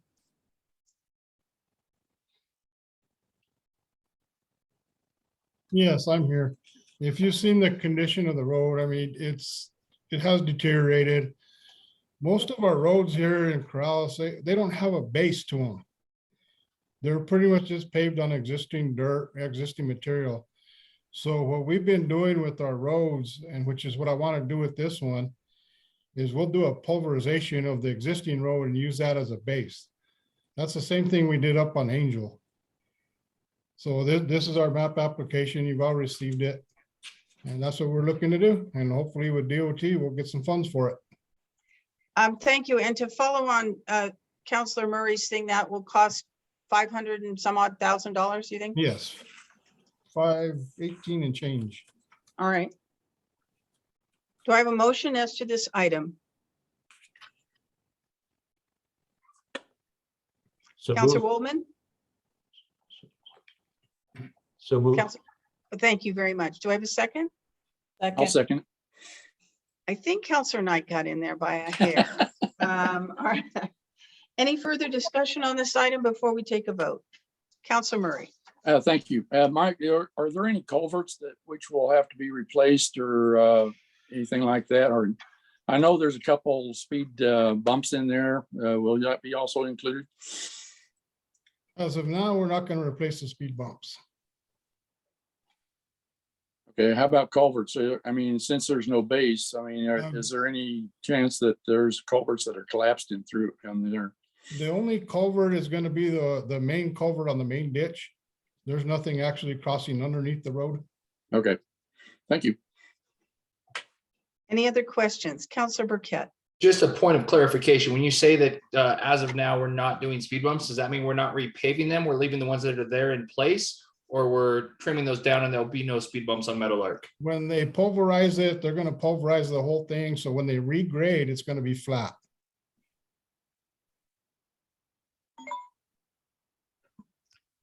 Yes, that answers your question. Okay. It answers it. I mean, is there going to be any concern from the people that live on Meadowlark of those speed bumps going away, and has that been discussed? That hasn't been discussed. We can always go in at a later date and apply those. Because the speed bump is actually up on top of the existing asphalt. Okay. I mean, I certainly don't love speed bumps on most streets, but I like them on my street. So I imagine those people probably feel the same way. Well, I mean, I work a lot with our fire chief and I know he doesn't like them. It tears up his equipment, tears up my equipment. And speeding is kind of, to me, a law enforcement deal. Well, okay. So I think that's an answer for the time being. Perhaps speed bumps will have to wait for another day. I think step one is to repave it. Yes. Can I have, we have a motion and a second, so I'm going to take a vote. Counselor Knight? Aye. Counselor Parker? Aye. Counselor Burkett? Aye. Counselor Murray? Aye. Counselor Waldman? Aye. Thank you very much. The third item tonight is consideration, action, and approval of Resolution 2208. That's a resolution for approval to participate in the 2022-2023 Local Government Road Fund. That's the municipal cooperative called the Co-op. And once again, I'm going to turn to Michael Chavez to explicate this item a little bit. Hey, Mayor, councilors. So on our application, I've changed our form a little bit, working with Peter Kubiak from DOT. So we've actually listed them by priority. So number one is our Coronado Road, which we need to install an inverted crown. We're using last year's co-op for the design of this. And number two, Cadillo Lane, which we just were informed this year that that's actually a Corrales Road. We own this road. We went in there and put some millings down just to put a Band-Aid on it. I don't know if anybody had been on that road. It's probably the worst road in Corrales. And if you have a copy of the list, we just go on down. This was prioritized by me, myself. It's up, we can move this around. As long as it's on the list, we can work on this road if the funds we get are enough to do this. If they give us the whole amount, then we can actually get all these done, but I doubt that's going to happen. I'll stand for questions. Hope springs eternal. Are there any questions about this item? Yes, Counselor Murray. So this kind of backs up on the Meadowlark issue. Is Meadowlark going to fall down below this list somewhere in the scheme of things? Well, Meadowlark Lane, the repave? Yeah, I mean, in terms of priority, these are going to get prioritized over Meadowlark, or how are you going to do that? Meadowlark Lane is main arterial paving. It's a whole different animal there. It's a different fund. Okay. Okay, so Cadillo, we had talked about, I think you had mentioned there were supposed to be trails. Is that still an option, or is this just going to be a pulverize and repave? Cadillo, there's not a trail, it's a dead end road on Cadillo. Oh, okay, all right. I'm Congresswoman is our last year's map, if that's what you're talking about. okay. Remember, there's only 4 of them. They're doing their best. Okay, Counselor Woolman, I got you there. Yeah, I just Go wanted to point out the letter to Mr. Kubiak, dated February 7th, is on stationery of counselors who no longer serve, with one exception, and that's Counselor Knight. So I don't know if that can be reformatted for the current council. I did already fix that, Counselor. Great, thank you. All right, so I believe at this point we have a motion and a second on the floor. We've had discussion. Seeing no further discussion, I will take a vote. Counselor Woolman, Aye. Counselor Murray, Aye. Counselor Burkett, Aye. Counselor Knight, Aye. Counselor Parker. Excuse me. Aye. Thank you. All right, number 4 is consideration, action, and approval of resolution 2209. This is a resolution authorizing adjustments of various funds for fiscal year 2021-2022, otherwise known as BARS. Let me have a motion and a second, and then we can have discussion on this item. Do I have a motion regarding item number 4? Motion to approve resolution 2209. Thank you. Do I have a second? Second. Thank you very much. Was that Counselor Parker? Thank you. All right. Are there any questions for Raina regarding these adjustments? Yes, Counselor Murray. Thank you, Mayor, Councilor. So it looks like on one of these items, we kind of under budgeted and then came back with a huge adjustment. Is that because we were not aware of something that took place? I'm sorry, Counselor. Is this Counselor Parker? No, it's Counselor Murray. And which item are you referring to, Counselor Murray? It's the one ending in 32,240. We had budgeted 10,000 and the adjustment is for 15,000, taking it to adjusted budget of 25,000. It has to do with the wastewater utility connection fees. Did we just underestimate what we were budgeting for? In that one, we have received more money than we were expecting, yes. Okay. Yes, that's correct. We got more money from the people who are paying, or we got some extra money from the state? That is from just the people paying their utility connection fees. Okay, thank you. I guess that's a good thing, right, Raina? That's very good. All right, any other discussion before we move on to take a vote on this item? All right, Counselor Murray, Aye. Counselor Waldman, Aye. Counselor Burkett, Aye. Counselor Knight, Aye. Counselor Parker. Aye. Thank you very much. The next item is number 5. That's consideration, action, and approval of resolution 2210. This is a resolution authorizing and approving submission of a completed application for the financial assistance and project approval to the New Mexico Finance Authority and expressing the intent of the Village of Corrales to issue bonds or enter financial obligations in the approximate aggregate amount of $1,935,000 to finance capital expenditures.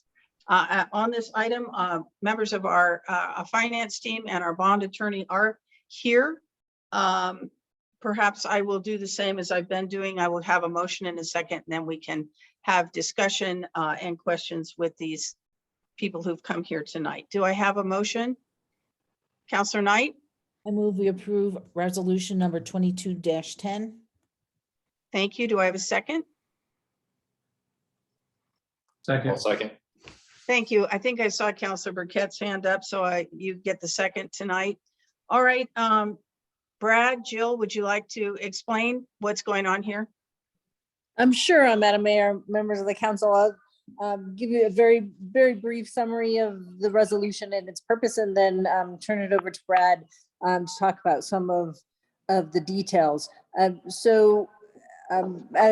Madam Mayor mentioned, this resolution authorizes the and approves the submission of an application to the New Mexico Finance Authority for the village to enter into a bond in the approximate aggregate amount of $1,935,000 to finance capital expenditures, and specifically those capital expenditures are for park and recreational facilities, open space, bikeways, and trails as authorized by the voters in 2018. So this is the last of the voter authorized obligation authority given by the voters in that year. The other purposes of the resolution and to authorize the team to enter into discussions with the NMFA.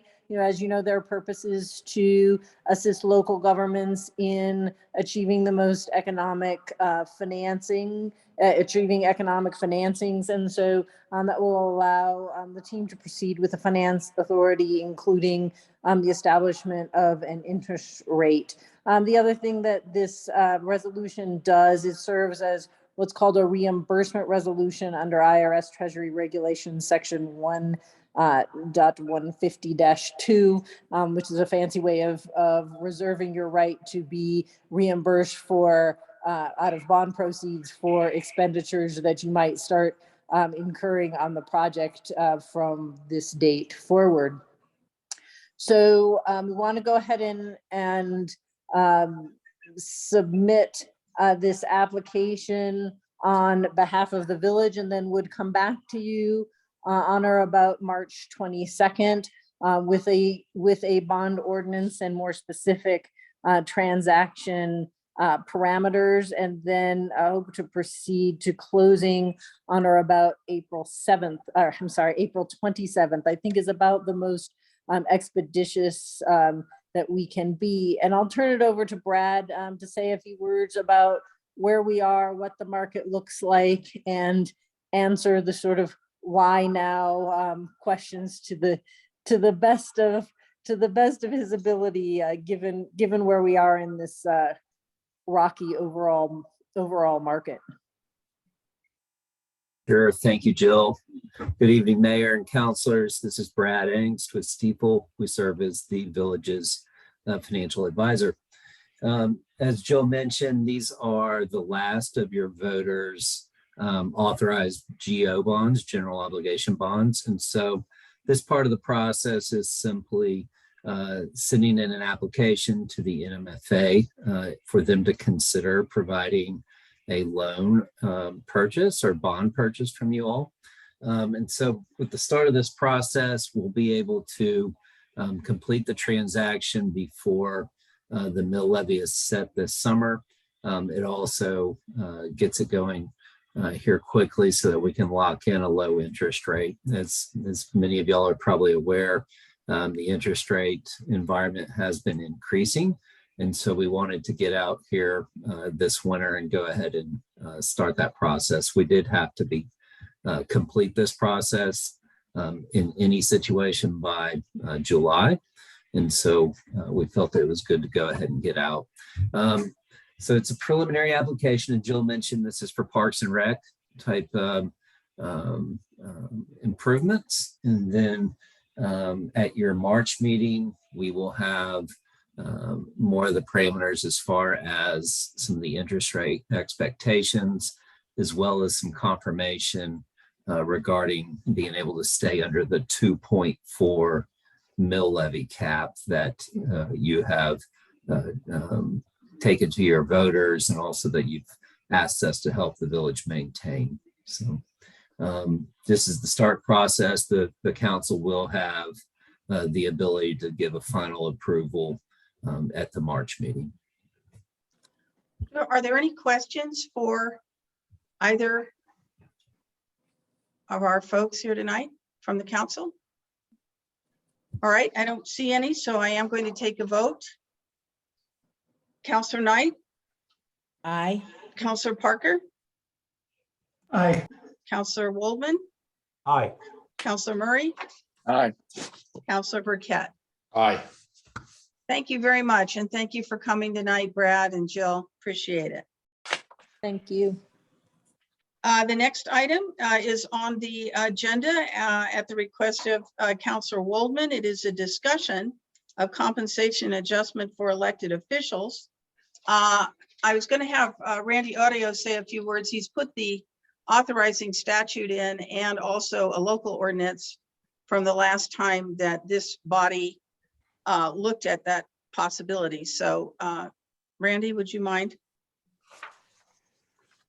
And also, I believe we have a visual. Councilor Waldman had sent us some material, too late to get in the packet, but we're going to make it into a visual so everyone can see that. So Randy, would you like to start off? Thank you, Mayor. I just wanted to provide some context for this. We did have the discussion last week about the potential for raising compensation of elected officials in the village. So it can be accomplished through an ordinance, as you see from your packet. Interestingly, in Article 4, Section 27 of the Constitution, there's a provision that helps you out, I believe, because basically what it says is no official currently holding office can give themselves a pay raise. What that means is a pay increase that you folks voted on would not go into effect until you're out of office. So through an election. So if you run for office and you're elected again, then you would get that increase, but you can't get it for this term. So that's kind of the parameters of this. You can authorize an increase if you wish to, based upon that, but it's not going to apply to you during your term of office.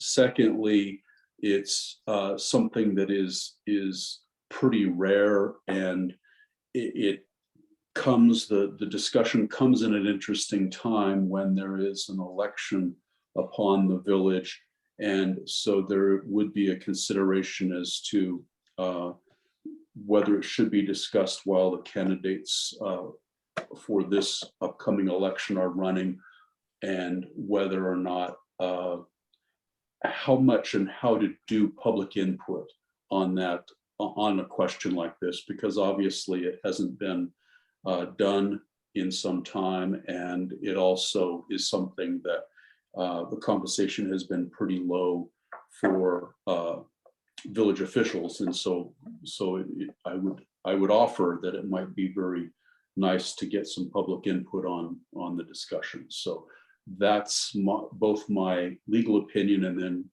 just some practical advice, I think, on the timing of this. So any questions, I'm happy to answer. Councilor Waldman, would you like to speak to this item? Sure. I was very pleased by the administration's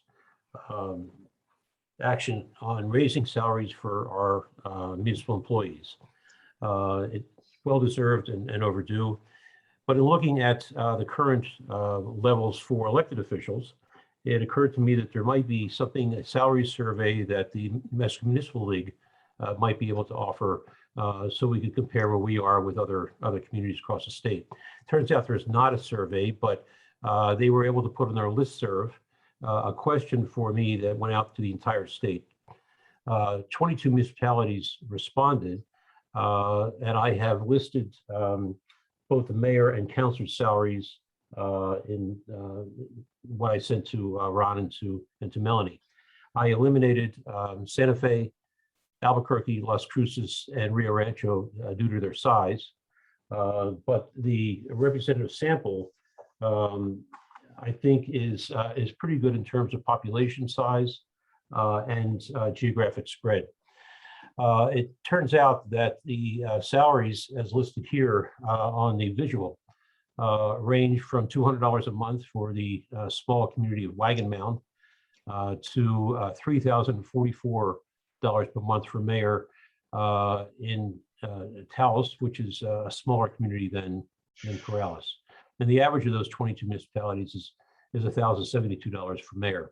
For council, the salary range from $50 per month in the village of Los Ranchos with a population again less than Corrales, to $1,524 per month in Taos, and the average there being $568.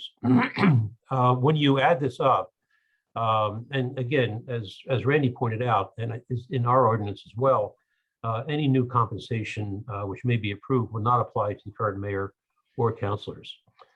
When you add all this up, the average would then, of these 22 communities, and I don't know, again, what may be out there in other communities, but those that responded, the average would be about setting the salary for mayor at, well, I think I have it in another slide. Yeah, so the average there for mayor would be 1,072, and for councilors $568. If you were to then multiply that out for mayor and councilors, raised to the average level across the state, it would be approximately $35,760 additional annual cost for the village. And those are the communities that responded. Again, the 22 communities, the varying sizes and various placement across the state. Thank you, Councilor Waldman. Does anyone else, would anyone else like to jump into the discussion? Councilor Parker, and then Councilor Murray. Mayor Roque, councilors, I like the idea of a bump in the compensation for the councilors and the mayor of Corrales. I think these bumps are not such that we are going to attract the people who are only doing it for the money. But as myself and everyone else of the governing body knows, there's a great deal of time that is invested into this. And if we do not increase some sort of compensation to offset the lost income that someone takes on, if they are still of the working demographic on there, we're likely to just continue to have a majority of the people on the council be retirees or the like. And so anyway, I just think it's a good idea that the village should seriously consider. So anyway, I hope I didn't offend anyone with any of that. That's okay. I resemble that remark. It's okay. Councilor Murray? Yeah, thank you, Mayor, councilors. Yeah, I would just like to add that Councilor Parker, I think, hit the nail on the head. I really am not in here for the money, but you know, it does help pay some things off. But I think that even when I went in the Air Force back in 1970, I didn't have a clue how much I was going to get paid when I joined the Air Force. That was $250 a month. So I think Councilor Parker's correct that if we want to attract younger and people to this council, we probably should bump it up, and I have no problem, waiting it out. So anyway, thank you very much. Thank you. Does anybody have a thought about public input on this issue? And how we might get that to perhaps assure ourselves that the community feels the same way that the members of this council have expressed so far? Mayor, this is Councilor Murray. Sure. There's, surveys are good. There's a way through Survey Monkey maybe to put the question out and send it out as an email. I don't know. I think, public input is good. I'm sure that they probably think we're overpaid as it is, but it just might be, worthwhile doing something like that, or have a survey on the website and let people chime in on that too. So, typically you only get about 20% of respondents in a survey, but it's worthwhile. Thank you. Any other thoughts, Councilor Burkett? My question is, and I think public input is important. Do we just say yes or no, they deserve a pay increase? Do we ask for suggestions? Because the range of suggestions we're going to get is going to be very broad. And then are we willing to act on that range of suggestions. I think we got to be careful what we ask for, because if we ask for something and then don't do what the answer was we got, then we have a different problem on our hands, which really maybe we're talking about giving ourselves a raise of a couple $100 or giving the next batch a couple $100, and public comes back thinking that this is a full-time job and saying it should be a bigger number. So I think we need to put averages in there. We need to put some parameters in there and seek input with those guards in place. Okay. Counselor Waldman? Yeah, Randy, I have a couple questions. Number one, moving forward, and also, Ron, if you could pitch in on this as well, since you were involved with the survey before and setting the new salary levels with the consultant for the village employees. Do we come up with a set dollar number? Do we handle this as an ordinance proposal, study it later? And how do we do the timing? Randy, you suggested that this is an interesting time for to discuss this. So how would we do that? Councilor Waldman, councilors and mayor, you know, part of it is a political question. You know, it's definitely you each individually have to weigh the politics of it. From a point of view of just timing, it just seemed to me to be, on one hand, it would be good to consider it and get it passed before the election, because then it would take effect for those people holding that office for the first time. But on the other hand, again, it may have then an impact on the election. People may want to know where people stand, and it may have an untoward impact that isn't really fair at this point in time. The other part of it, I think, is I would be a little bit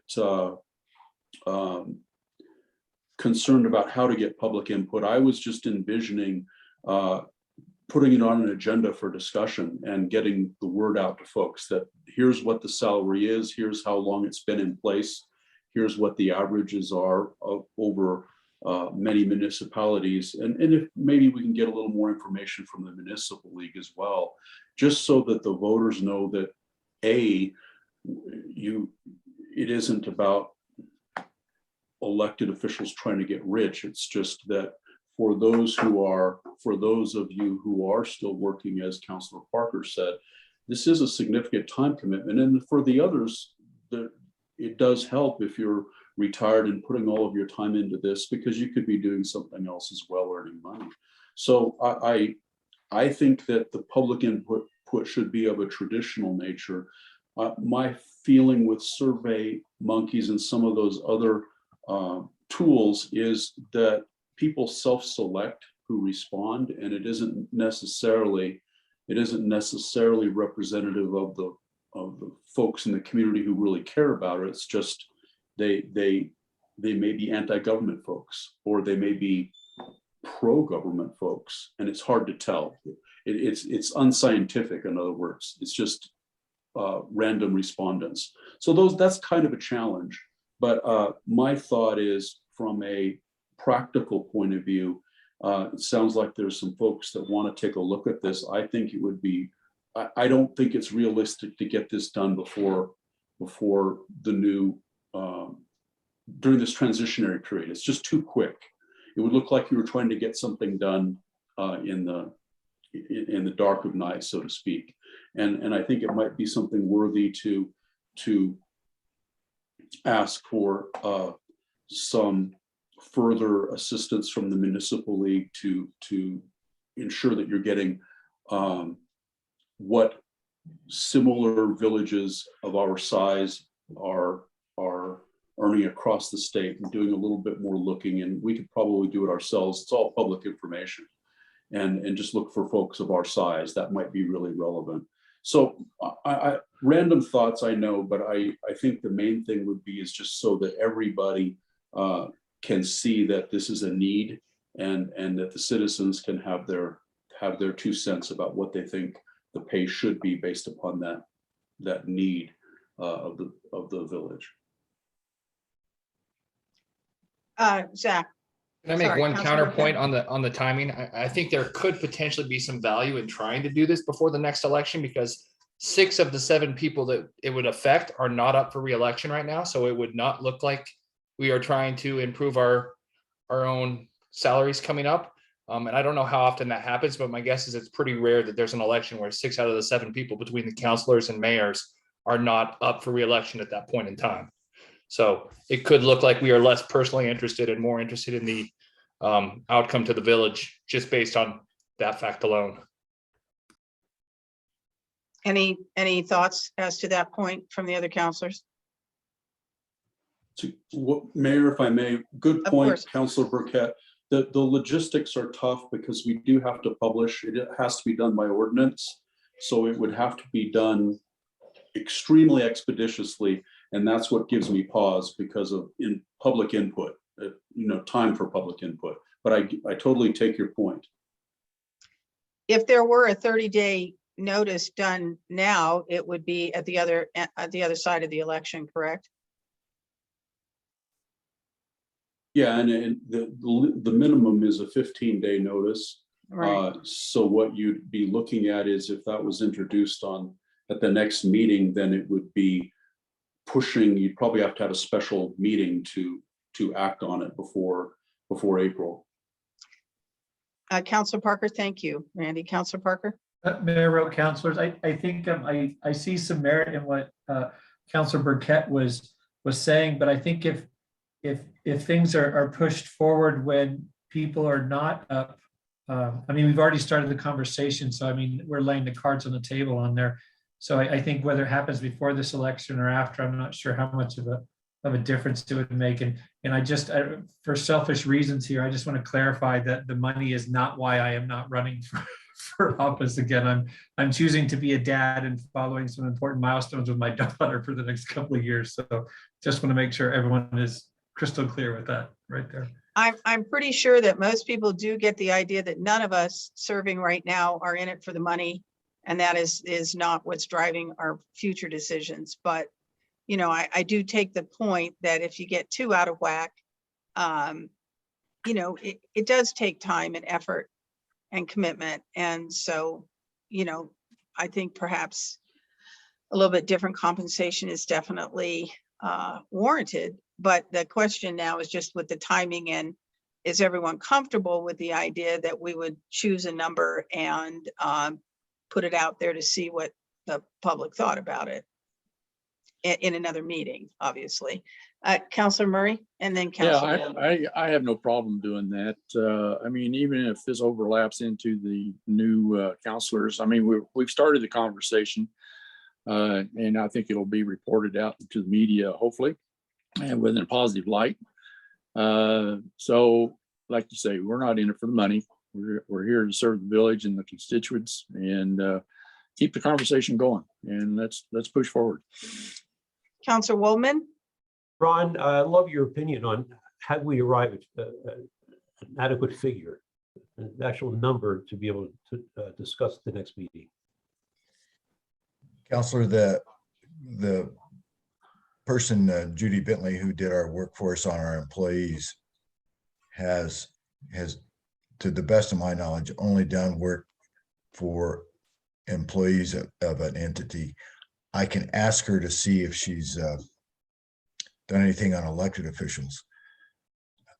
She looks at it from an analytical point of view of, like I said, employees rather than the politicos that you're addressing.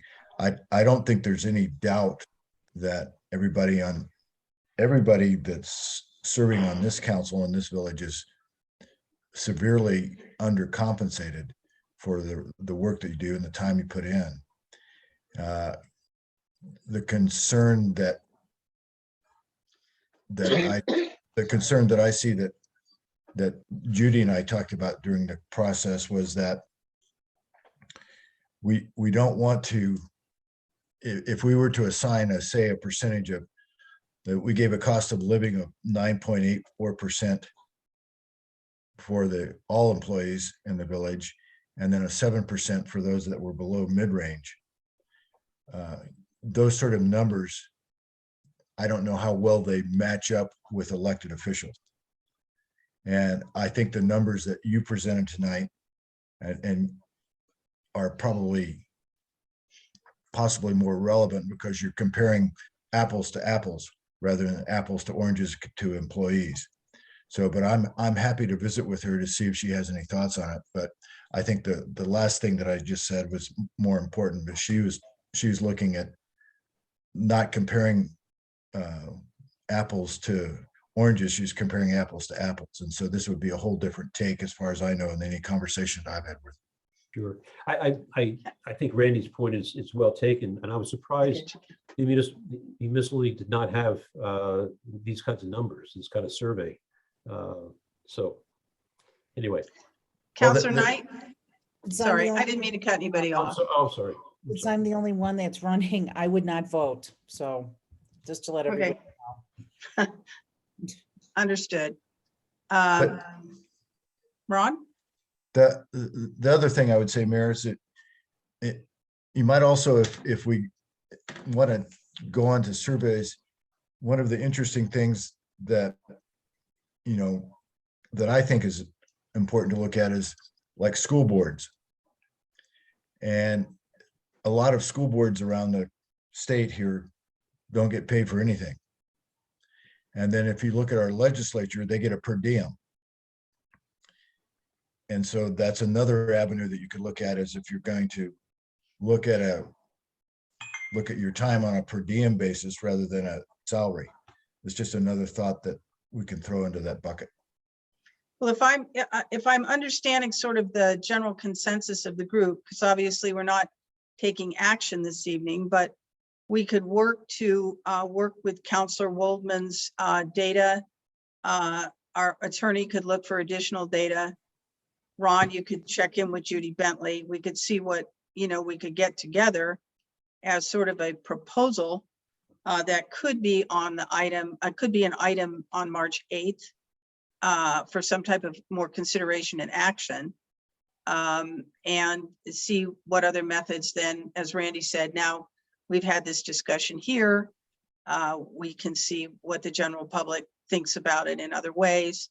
And maybe that's the way to go.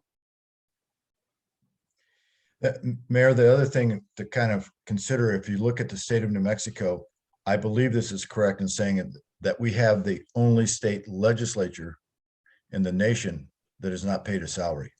We They're do. They're paid a per diem, and that kind of sets a little bit of a platform for the way that everybody else that is in public service as an elected official proceeds. Would there be an objection to our sort of putting some more items together and pushing this along as an item on the 8th that might be looking toward consideration and action? Is that sort of the way people think they might want to go, or no? Yeah, sure. Why not? Okay. Thank you. All right. Thank you. Thank you very much. All right. We're going to move on to the next item, which is discussion of Chapter 18 amendments prior to consideration, action, and approval of ordinance amendments relating to zoning and land use, scheduled for the regular council meeting on March 8th, 2022. We are going to have a presentation from Mr. Cog. I just wanted to remind people that over a year ago, the village determined that our land use regulations that really do, at least a bunch of them, there's about 52 sections here that have been looked at, that really most impact day-to-day planning and zoning decisions, regardless of, clearly, some of this is going to need to go into a comp plan. But it was determined that by figuring out and clarifying our Chapter 18, it would make life for the citizens and our planning and zoning department a lot easier. So the village contracted with Mr. Cog to help us with this, as has been done in other places. And I would like to, before I get started, I want to do a shout out by name of all the citizens and all the people that have helped in working on this, because it has been an enormous project. The steering committee members, which are members of the public, that were, many of them were nominated by council people, Sandy Rasmussen, Eleanor Bravo, Philip Gasteyer, Greg Polk, Patrick McClendon. We had people from the P&Z Commission, Jerry Sturmer, Sam Thompson, and John McCandless when he was still on P&Z. From Mr. Cog itself, Sandy Geiser and Maida Rubin, Peyton Showalter, Channing Hoffman, and Bianca Borg. We also had staff from Ron Curry, Sherry Rice, Lori Stout, and Joe Benny. And of course, because a lot of this was during the pandemic, former clerk Aaron Hewlin was our Zoom master.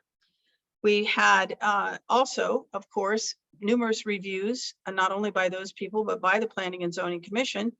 Members Ken Killebrew, Mick Harper, Michelle Anderson, Melissa Morris, Rob Black, Eddie Bonaccini, Mary Chappelle, and then our attorneys, Corey Strife, Randy Audio, and Michael Garcia.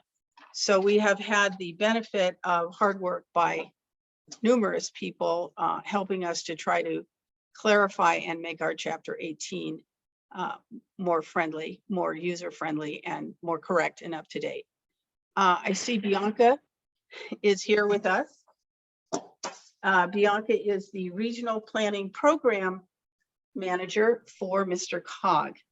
Bianca, do you want to take the floor here? Yes, thank you, Mayor Roque, members of the Village Council. Thank you for having us here tonight. I do have a brief presentation to show everyone.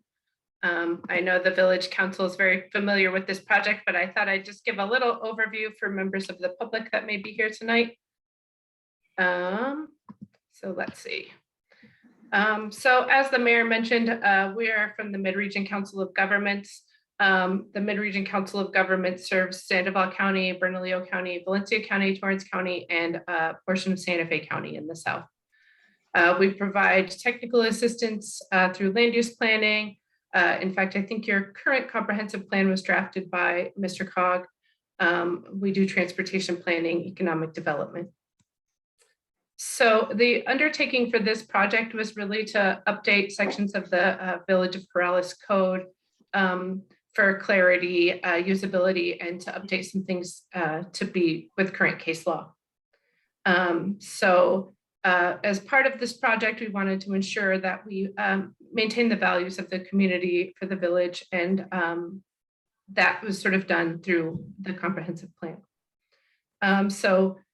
Initially, we met with the steering committee. We had 10 meetings with the steering committee. We had community insight and input. We had a website available for public comments.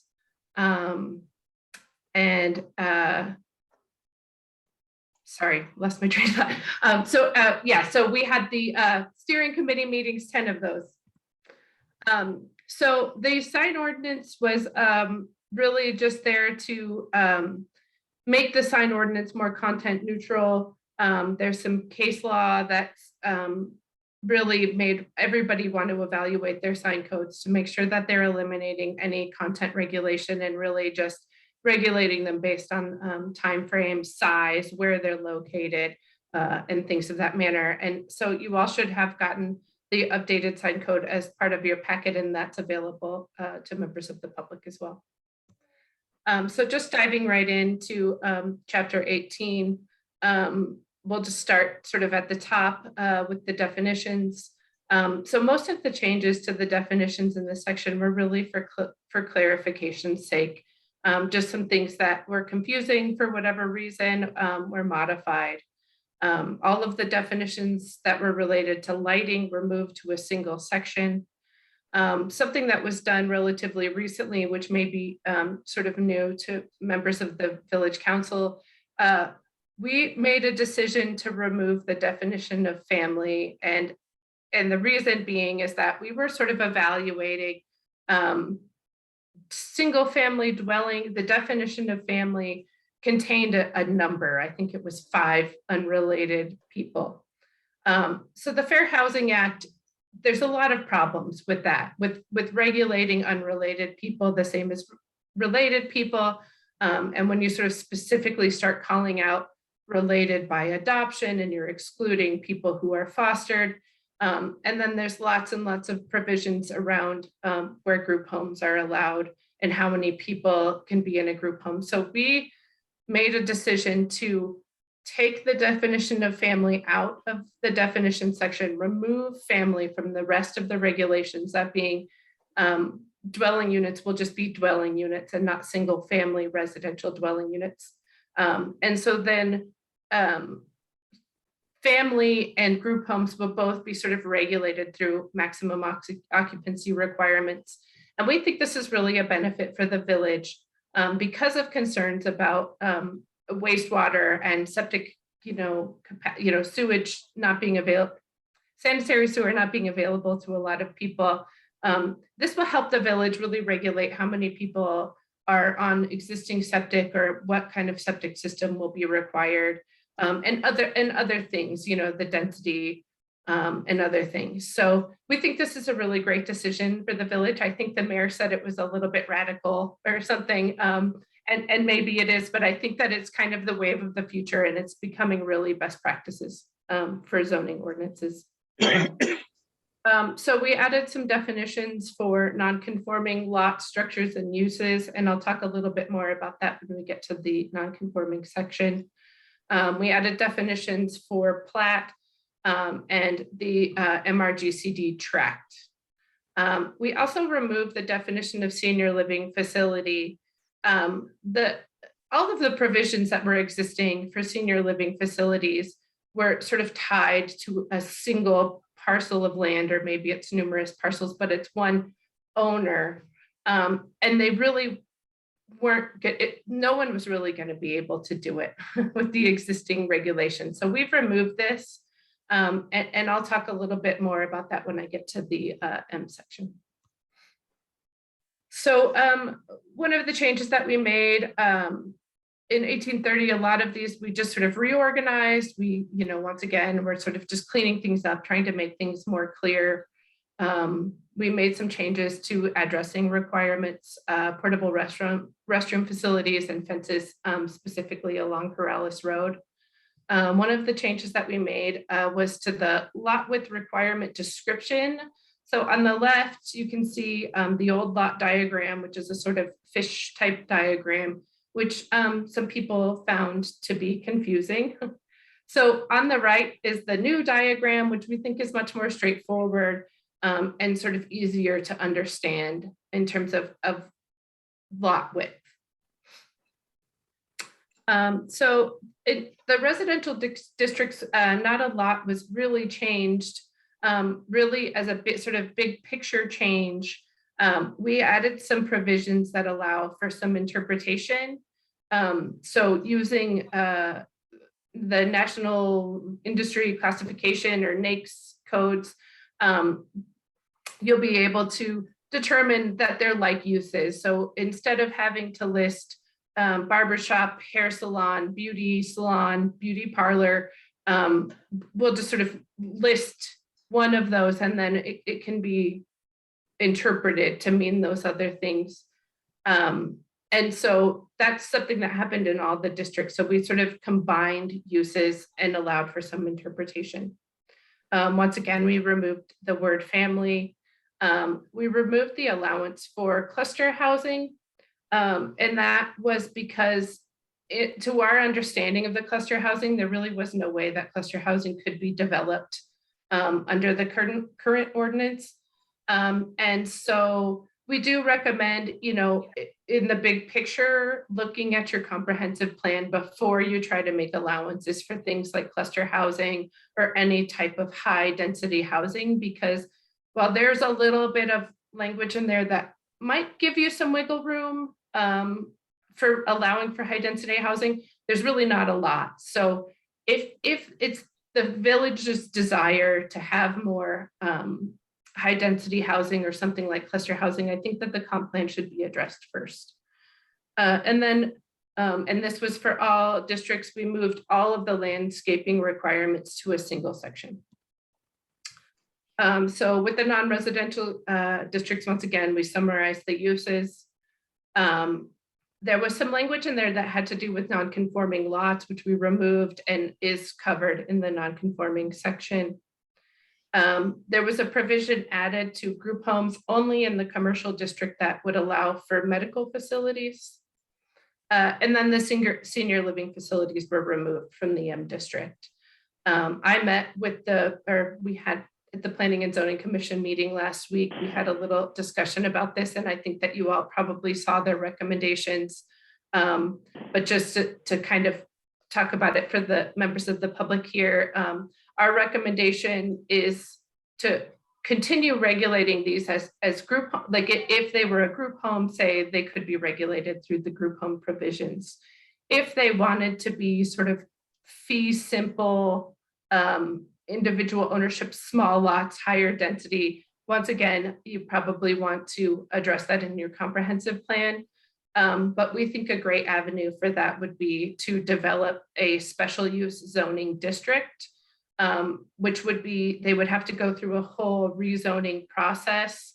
And then you could really make sure that they're attaching to sanitary sewer and things like that. It would just give you a lot more ability to kind of condition the approval of a senior living facility to tailor it to the neighborhood and to the village as a whole. In section 1845, we did remove the special use permit section. We've had a few discussions about this. And we really just kind of came to the conclusion that the use by review is very, very similar to the special use permit. However,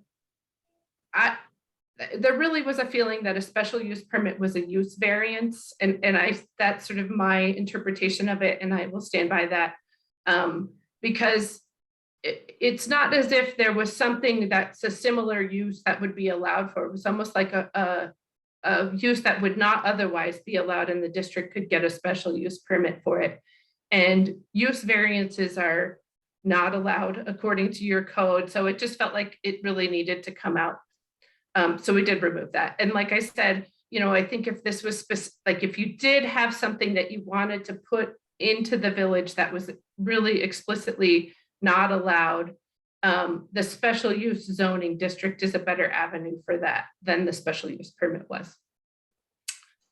So we updated some of the notification requirements for the zoning permits in 1845, just to differentiate between, what requires legal notice and what's really just a public notice. Section 1847, we changed the title to nonconformities, and then we just split out nonconforming lots, nonconforming structures, and nonconforming uses. And we just provided some guidance for the development of nonconforming lots, which would also sort of be that same maximum occupancy requirements. We added some language about the burden of proof, and we added some language that doesn't allow for the expansion of nonconformities, whether that's a use, a structure, or a lot. I guess it wouldn't really pertain to a lot, that aside. So in 1848, the zone map amendments were kind of all lumped in with the zoning variances. So we just kind of gave those their own separate section, and added some language for those governing body to consider when they're looking at zone map amendments. And it's just really standard language that you see in zoning codes all over. And so I think that was that. That was probably pretty quick. So feel free to ask me for any clarification or any questions. I'm happy to answer. Counselor Knight. Thank you, Mayor. And thank you, Bianca. Yeah, I did have a question about the special use permit because that came up when I was on P&Z, and it was a kind of a 1 month limit on this project that the farmers were doing. And now you're saying that that will never happen, that it would have to be changed to a special use by zoning district. So is that just like if we change the zoning district, wouldn't that like be into, out into the future where this special use permit was only limited to like 6 weeks? Is that maybe like a special event permit? Yeah, it was. Because this isn't a special event permit. This is a special use permit that would allow for a use on a parcel that wasn't explicitly a permissive use. And I think this would run with, my assumption would be it would run with the land or the business owner or whomever. But I think that it's separate from the special event permit. Lori, maybe you can. Lori, are you here? Yeah, sorry, I was having trouble unmuting. Since I've been here, there haven't been any special event permits, but I know that that has happened in the past. Something that comes to mind is the what Wagner Farms puts on every Halloween time. So it is a thing. It just hasn't come up since I've been here.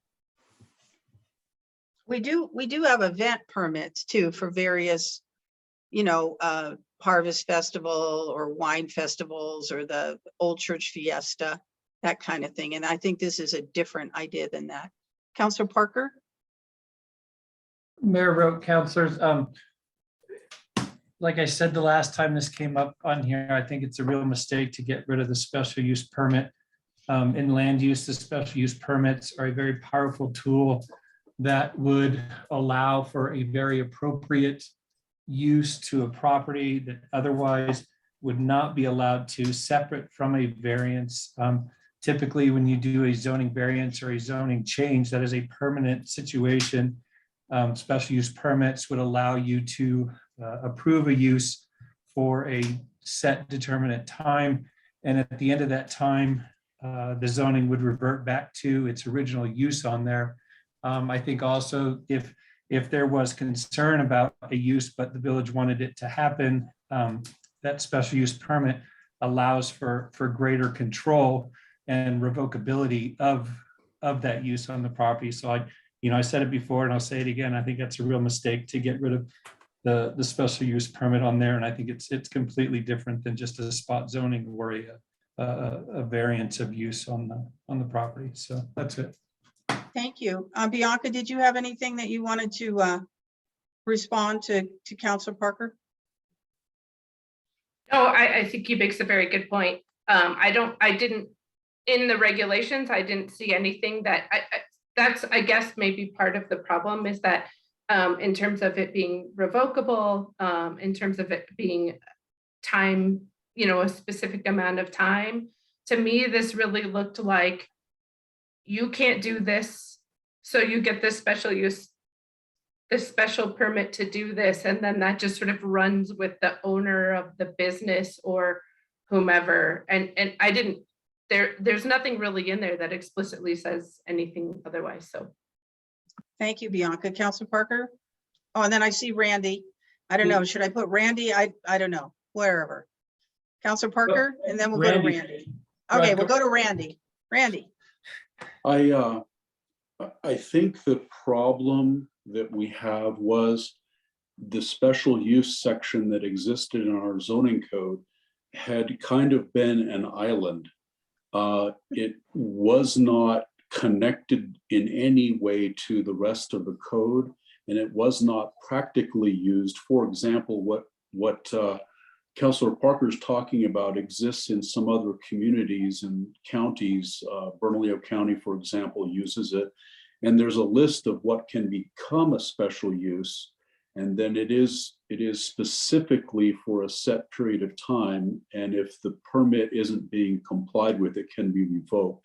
So it gets over the hump that Mr. Cog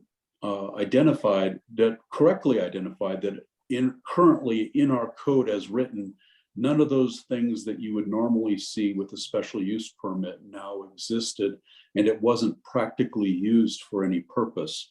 So it might be one of those things, Councilor Parker, that it would come at the time of a review of the comp plan to determine in particular areas, are there uses that should have special use controls that we're familiar with in other jurisdictions. But I just, as it stood now, it didn't have any protections or any real particular use in Corrales was the problem.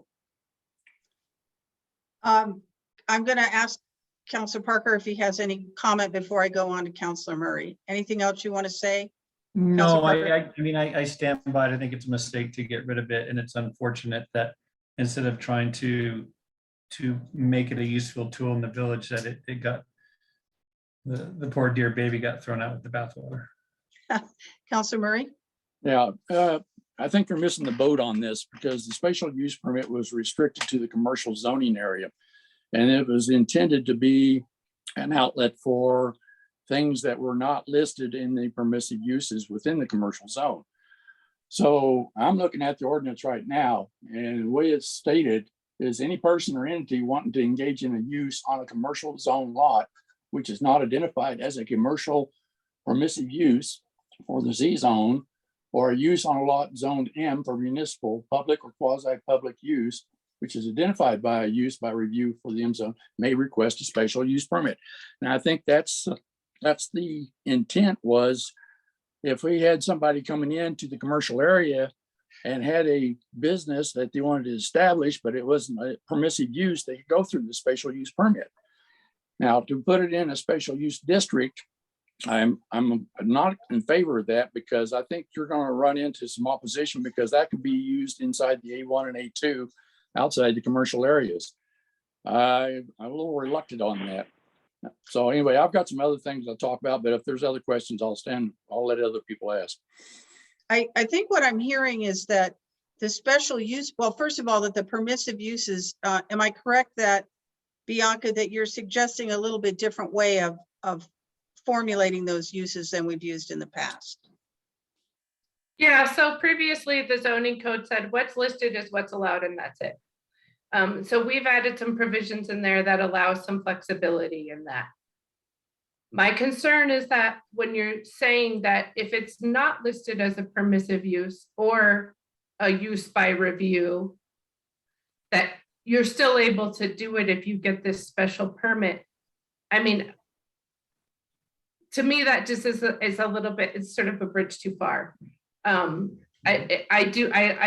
Randy's suggestion is a great one, right? So if the special use permit were to exist, then maybe you do define a sort of set of uses or some parameters for how it's done. But yes, as it stands, it's really a use variance. Okay, thank you. Any other questions for Bianca? Yes, Counselor Murray. All right, so here's my laundry list. So if I'm getting ready to permit, I have a big issue with deleting family, because one, that helped us control the density within the village. And consequently, as Councilor Parker has pointed out, if you build a 6,000 square foot house that's got 6 to 8 bedrooms in it, then anybody can come in there and rent out those bedrooms. The next thing you've got is another 12 to 20 people living on that property who are renting out that facility. The family definition allowed us at least some control within that.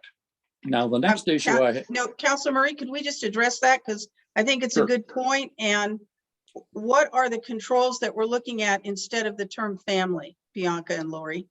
How are we going to keep that from happening? Okay, well, we're going to look at an individual lot size. What is the septic capacity, which then governs the number of bedrooms allowed on that lot within that one home that will be allowed? I disagree, because one, the septic permits are based on bedrooms. That's only another 150 gallon, or I think it's 150 gallons added on. So you could add as many bedrooms as you want if you've got the acreage to support it. So don't bet on the state being able to limit that density.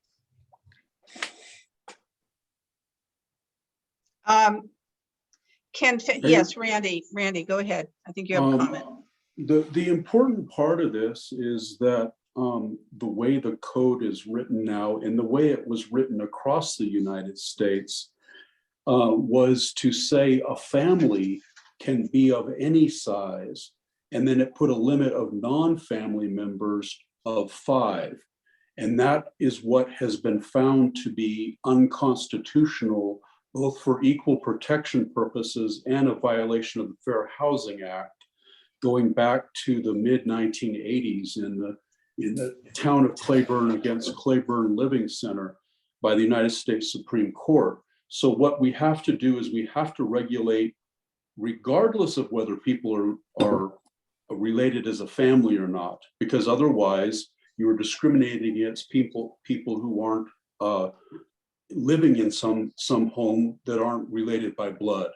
So it's not just about density, it's about, and I would point out that there's no limit to how many family members can live in a house, which then also hurts the density issue as it stands now. So it's better to regulate the density neutrally for anyone who's occupying a house. And it doesn't in any way affect how many family members can live there, as long as the house is large enough to support it and has adequate septic and water and meets all other requirements. So it isn't hurting anybody in a family.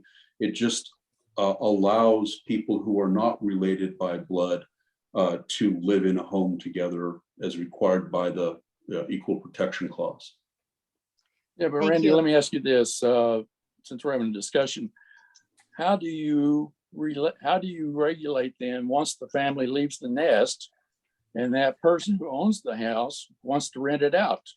I mean, basically, you've already got the house established and you've already allowed a septic of a certain size, but now the owner, who may be an empty nester, decides he's going to run an Airbnb or a bit, something like that, and he's renting out these 6 bedrooms that he might have, and therefore putting an additional burden on the system.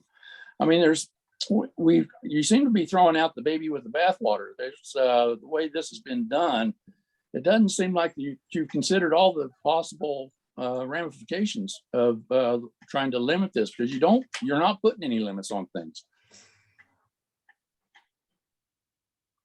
Council Marie, I totally understand, and this is the reason this is so controversial, is because we are used to thinking about homes in a neighborhood as single family homes. It's in our psyche that is what an R1 district has in it, or in your case an A1 or an A2.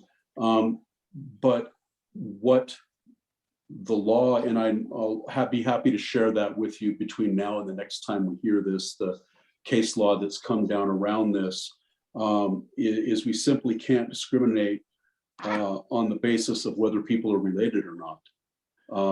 It isn't allowed any longer under the Constitution. And so that's why we have to then say, well, why can we limit it? And it's because of what is the actual capacity, whether folks are related or not. Because as I said, right now, there's no limit to a family size at all in our code. It's families could have 6 kids and 6 cousins living there, and we wouldn't have any way to regulate it. Councilor Parker? Mayor Roque, councilors, and Ms. Borg, if you could weigh in on this as well. My understanding is that when they're doing the septic, and Ms. Stout too, I'm sorry, when they're doing the septic sizing for the lot, it is determined by the bedrooms on there. And I think there is a limit to the number of bedrooms that would be allowed based upon the amount of effluent that be allowed to be discharged into the water. I think we can all agree to that. But when they're saying what a bedroom is, I think they're accounting for livable space on there. So some actuary somewhere figured out that if you have a bedroom, it's likely going to have X number of people maximum living in it, and that's where they determine the amount of effluent coming out. And so whether or not that actuarially calculated number is someone that's related to the person in the next room doesn't really matter in terms of the discharge into the ground, which it seems that's what we're trying to fight right now. Is that correct? Anybody? Bianca? Thank you. I guess I'm not really sure what the question is. Your question is regulating it by bedrooms?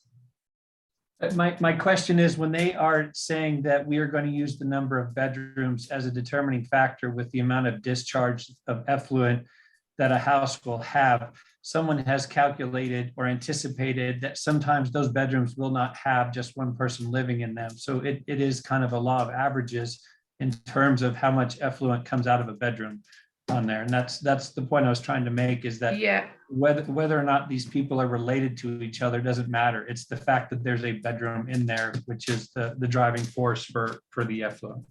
right. I think that the HUD number is 2 people per bedroom plus 1 for the dwelling unit. So a 1-bedroom home would be 3 people.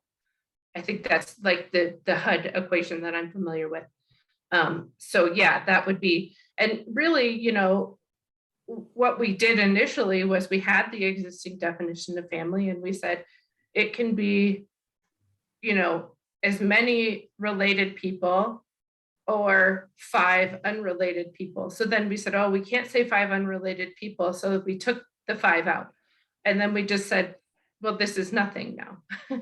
You know, this is just really, I mean, nothing. If there's not a number attached to it, and really we shouldn't have a number attached to it, then we just decided that it shouldn't be there anymore at all. I do remember that we also ran into trouble with trying to define what those other 5 people would be. And as you said, what is a family? You know, do they need to be related by blood, law, you know, all kinds of different iterations. So I think that's why it was decided, that's what you explained to me the other day, that this would be, we would try to use objective measurements to control density and to control groundwater. Exactly. Anyway, Councilor Murray. Yeah, thank you. So, but to get back to this, I think when I was on planning and zoning, the question of the 5 unrelated people was if somebody was renting out the house. We didn't want any more people showing up at a place, and especially, all right, let me give you an example of what I ran across here this past week. I'm looking at renting a place up in Breckenridge, and I run across this condo, 8 bunks. They've got 1 bedroom, 8 bunks in there, and they're renting out each bed for $200 a night. So now you've got the consequence of 1 bedroom with 8 bunks in it. And if it were down here in Corrales, and if you had 6 bedrooms, well, let's put 8 bunks in each bedroom. And then I got a hotel basically. So we need some mechanism which we can limit the possibility of, you know, of our density going out the door, because we're going to lose this A1 and A2 1 acre home pretty quick, because these people are going to start living on this. Is there going to be any public comment on this? Are there any more, Stuart, Murray, did you want to go on to your next? Yeah, okay, so here's another problem I have too with the lot width diagram that you're trying to get rid of. Bob Borman, bless his heart, worked on this really diligently, and quite frankly, I know it's complicated or looks complicated. It's really not. And we've got some lots around the village that are not going to be suitable. I mean, they don't meet the lot width requirement because of what Bob's investigation and how he structured things. It works. It may look a little daunting, but it works. And by simplifying your lot width diagram, I think you're going to run into problems, because there are going to be lots you're going to run up against, maybe a flag lot especially, that will not fit the bill, or you think it might fit the bill. So, hey, Lori, do you have a vision on that one? Because you're the one that has to deal with it, actually. Sure. So, councilors, what was happening is, and I'm just going to be honest, I mean, I had engineers and surveyors ask me, what the heck is this? This doesn't make any sense. And they told me, I'm not a mathematician by any stretch of the imagination, but what they told me is that they could take the formula and they could sort of game it to make lots fit that, what we call the fish diagram. So all we did was say, make it easy for everyone, including people like me, to understand, not just surveyors and engineers. Very elegantly, 85% of your lot must meet the lot width standard. And then 15% of it does not have to. And then that diagram just kind of shows that is the extreme example. If someone says 85% and that's all they've got, if they don't meet the lot width diagram, then they can't create some of the crazy lots that we've seen in the village. And I know that was the intent. This is just making it so much easier to understand and also making it so that it can't be manipulated, which apparently. I disagree, but I also had a discussion with Pat McClernand today, and he said that he looked between the simplified diagram and Bob Borman's lot width diagram, and he said he could not bust Bob Borman's diagram. And I have to put a lot of trust in Pat McClernand because he's been in this village a long time, and he's got a lot of experience. And I think that it's a mistake. So we'll come back to this. And the only other thing I've got to say right now is there are definitions that are missing that I found, especially from the cannabis ordinance that we recently passed that are not included in this.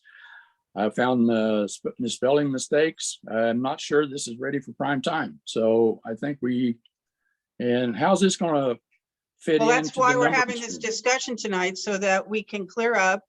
This is called a discussion so that we can. I know, figure out but if we've got all of our, there's been so much effort put into this. I know this. That's one of the reasons I tried to point out, I'm speaking, tried to point out all of the different people who've been working on this.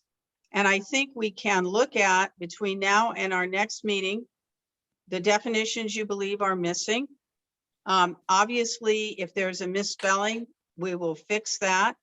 I think also there's some heartburn about the special use permit. We can look at that. But again, talking about throwing the baby out with the bathwater, come on, this is a major project. And I'd have to say that 95 to 98% of it is in excellent shape. So I think we can go look at some of the problems that you point out and we can fix them in time to have this ready on the 8th. Councilor Parker? Mayor, one more point.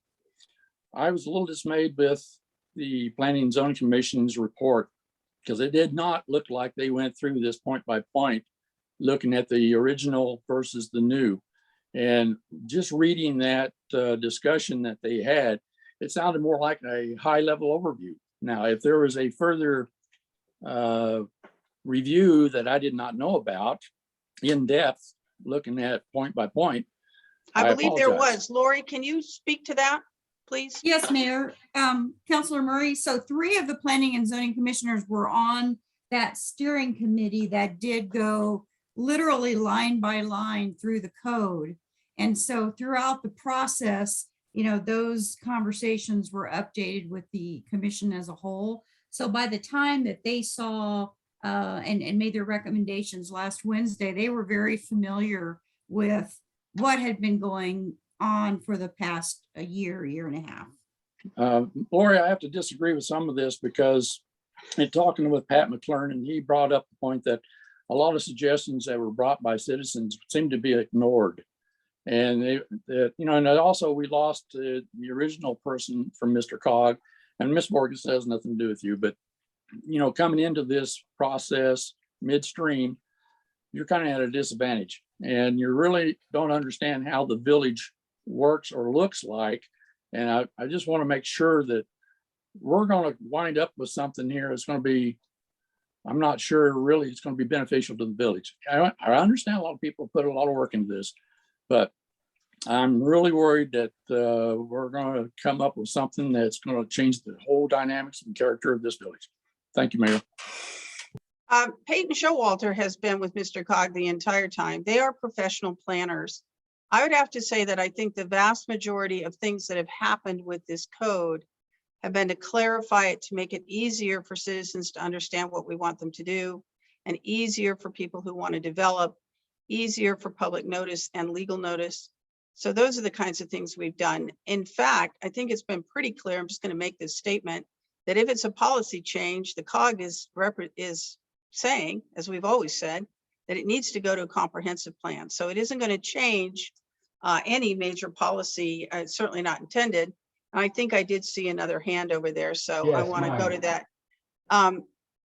Councilor Waldman? Yeah, just not quite as esoteric as that discussion, but just a very quick question, perhaps for clarification. Bianca, could you explain on the fences along Corrales Road, the statement that the 65% above 4 feet must be open? What does that mean? What does this 65% open mean? So that was changed prior to my tenure here. As Mr. Murray pointed out, I did sort of come into this thing mid-project, but I think Peyton or Lori could probably give some clarification. I imagine that it would be that it's not opaque. Correct. Thank you, Bianca. Counselor, so if you travel down Rio Grande Boulevard through Los Ranchos, you can see that in action. You've got 4 feet of solid, and then their code just said above that, up to 6 feet open. It did not quantify what open meant. And we felt that that might be an issue. So I guess the way to interpret that really is visualize, from the 4 foot to the 6 foot mark of the fence, 65% of the area, however you want to quantify it, is going to be open and not, it will be see-through, in other words. I think Councilor Burkett was the one that was sort of behind the fences. Is that correct? Right. I mean, I think the intent in my mind is if you look at any 12-inch section of fence, only 4 inches of it will be able to be solid. So if you were doing 4-inch slats, you'd have to have 8 inches open between them, or you could do smaller. This is something I thought was specifically in the Los Ranchos code, and that's where we pulled it from. But it's the intent is so that you can see through it, and people can still protect. They can keep their dogs in. They can keep people out. They still have those protections in place that you want from a fence, but we don't have the visual obstruction. Got it. Good. Does that understand, Councilwoman? Okay, Yeah, great, thanks. perfect. Yeah, that has been in there for quite a while, I believe. Yes, Councilor Parker. Mayor, Road Councilors, Ms. Borg and Ms. Stout, I wanted to back up my comments, and if I had the rewind button completely, I would begin my statements with thank you very much for your hard work on this. I know how difficult these things are, and I know what kind of monsters they can turn into. And so I don't want you to feel that I am not grateful for all the work that you've done in there. And I hope my comments are just something to stir the thought process on there. And I did not intend for it to end up in a for lack of a better word, a cantankerous situation with what's going on. So anyway, thank you for your work. All right, I think at this point, there are some potential amendments and some potential corrections, which I would like to have the counselors who wish to forward them. Who wants to be the happy recipient of those items? I'm looking right at you, Bianca. So if you would please send all of your proposed changes and items and concerns to Bianca Borg at the COG, she will start to incorporate those changes as we move along. I'm going to put my email in the chat, but I don't see a chat feature. So okay, I don't know if it's just me or if there isn't one. Melanie, can you help us with Excuse me this? for a moment. I was told it at the meeting. I'm sorry, you're not. I was This told is at the not for meeting by you. Bianca that we would have public comment at one time. Ever since the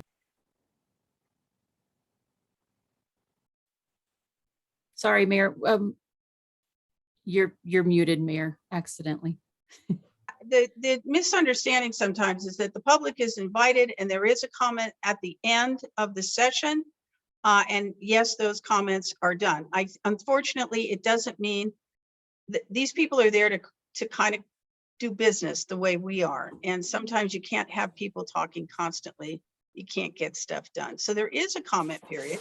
I think the public's comments were put into, again, if there are issues between now and March, but remember, a lot of people have been working on this pretty diligently. If they've made mistakes and this council wants to put something back in or take something back out, then that is one thing.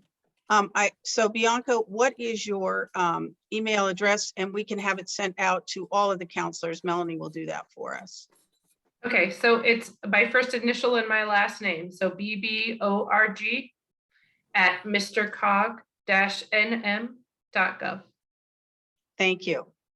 Thank And you. that's And gonna- I Yes, just, go ahead, Bianca. something I always want to kind of say at these first readings to keep in mind is that, you know, we have all these changes and we go through this review process and it's really great and we'll make all these changes, but do keep in mind that the codifiers don't miss a comma.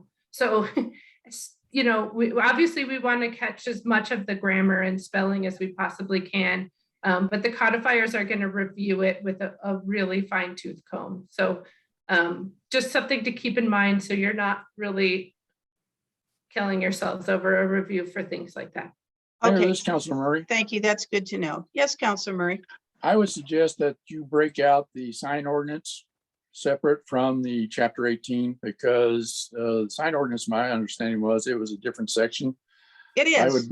I would prefer that we have two separate pieces of legislation. I agree with you completely. I agree with you completely. So for the next one, we will have one for the sign ordinance and one for the chapter 18. Okay, I think if we have no further discussion on this item, I'm going to thank everybody from the COG who's worked so diligently on this, all of the attorneys, all of the people on the steering committee and the planning and zoning. It's been a very large project. I honestly think it is going to be of very great benefit to the village, actually, and our ability to do things for the village. Okay, thank you. So we're going to now move on to the last item tonight, which is we are going to go into closed session pursuant to exceptions under NMSA 1978. And this regards, I'm sorry, it regards the potential for the discussion of the purchase, acquisition, or disposal of real property or water rights by the public body. That's 1015-1H8. So at this point, I'm going to ask for a motion to close this meeting. Do I have such a motion? Mayor, I move we move into a closed session. Thank you, Councilor Murray. And I have a second from Councilor Knight. All right, I'm now going to go ahead and take a vote on this. Councilor Knight? Aye. Councilor Parker? Aye. Councilor Waldman? Aye. Councilor Murray? Aye. And Councilor Burkett. Aye. All right, thank you very much. The meeting is now closed and we will wait This to is be how corrupt redirected to a government works. special meeting. No room. public input.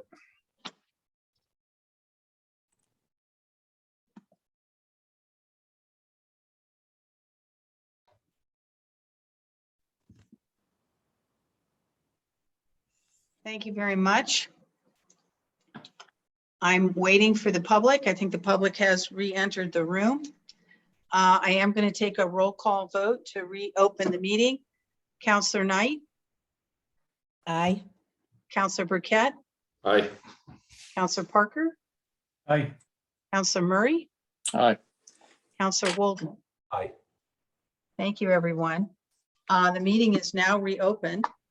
The matters discussed in the closed meeting were limited to those matters specified in the motion for closure. Nothing else was discussed, and this statement will be approved as part of the next minutes under section 1015-1G. No action was taken that will require additional action, but I am going to take a vote to confirm that statement that I just made. So do I have a motion to confirm this statement about what was Move that we discussed? confirm the statement. Thank you. Councilor Murray, do I have a second? Second. Second. Thank you, Councilor Waldman. All right, once again, Councilor Knight, Aye. Councilor Burkett, Aye. Councilor Parker, Aye. Councilor Murray, Aye. Councilor Waldman. Aye.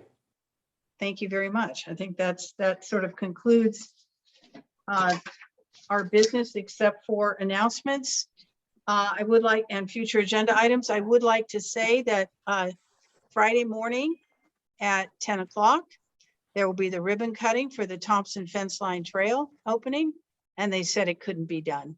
So I'm hoping as many of you as possible can be there.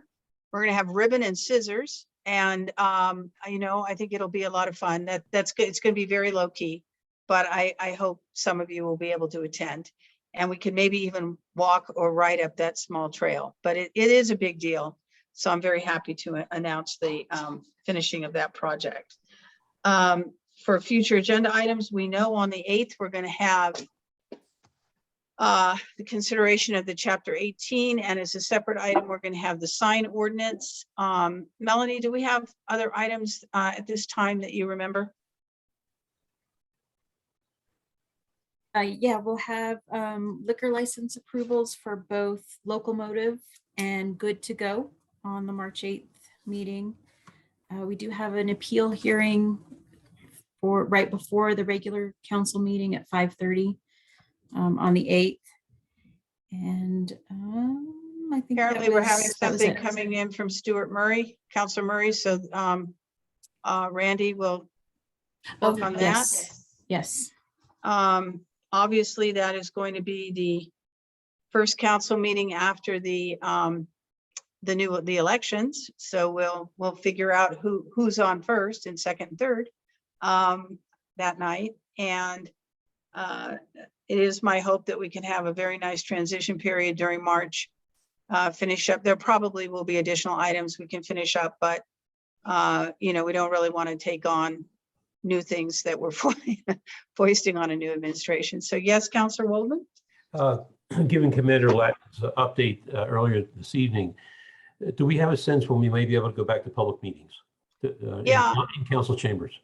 I know, for sure, absolutely for sure on the 22nd, because we'll be able to have the new audio system and we'll be able to have totally transparent hybrid so that people on the Zoom will be able to participate. I'm not sure that the numbers are going to support it on the 8th. We also have a slight problem with legal notice that we needed to give for March 8th. Oh, we might want to put something about compensation on the 8th as well, Melanie. But when we needed to do legal notice about the ordinance changes, that needed to be done couple weeks ago. And at that point, the only choices they gave you were Zoom or in person. So it was Zoom. If Randy thinks we could make it into a hybrid, we could try that depending on our case counts. But I can tell you 100% we can have an in-person meeting on the 22nd. Great, thank you. Okay. Would there be a motion to adjourn anywhere in the House? Okay. Stuart Murray has 2 thumbs up. That's close enough. Seconded by Mel. All right. Good luck, everybody. Good night. Night, guys. Good night. Have a good one. Good night.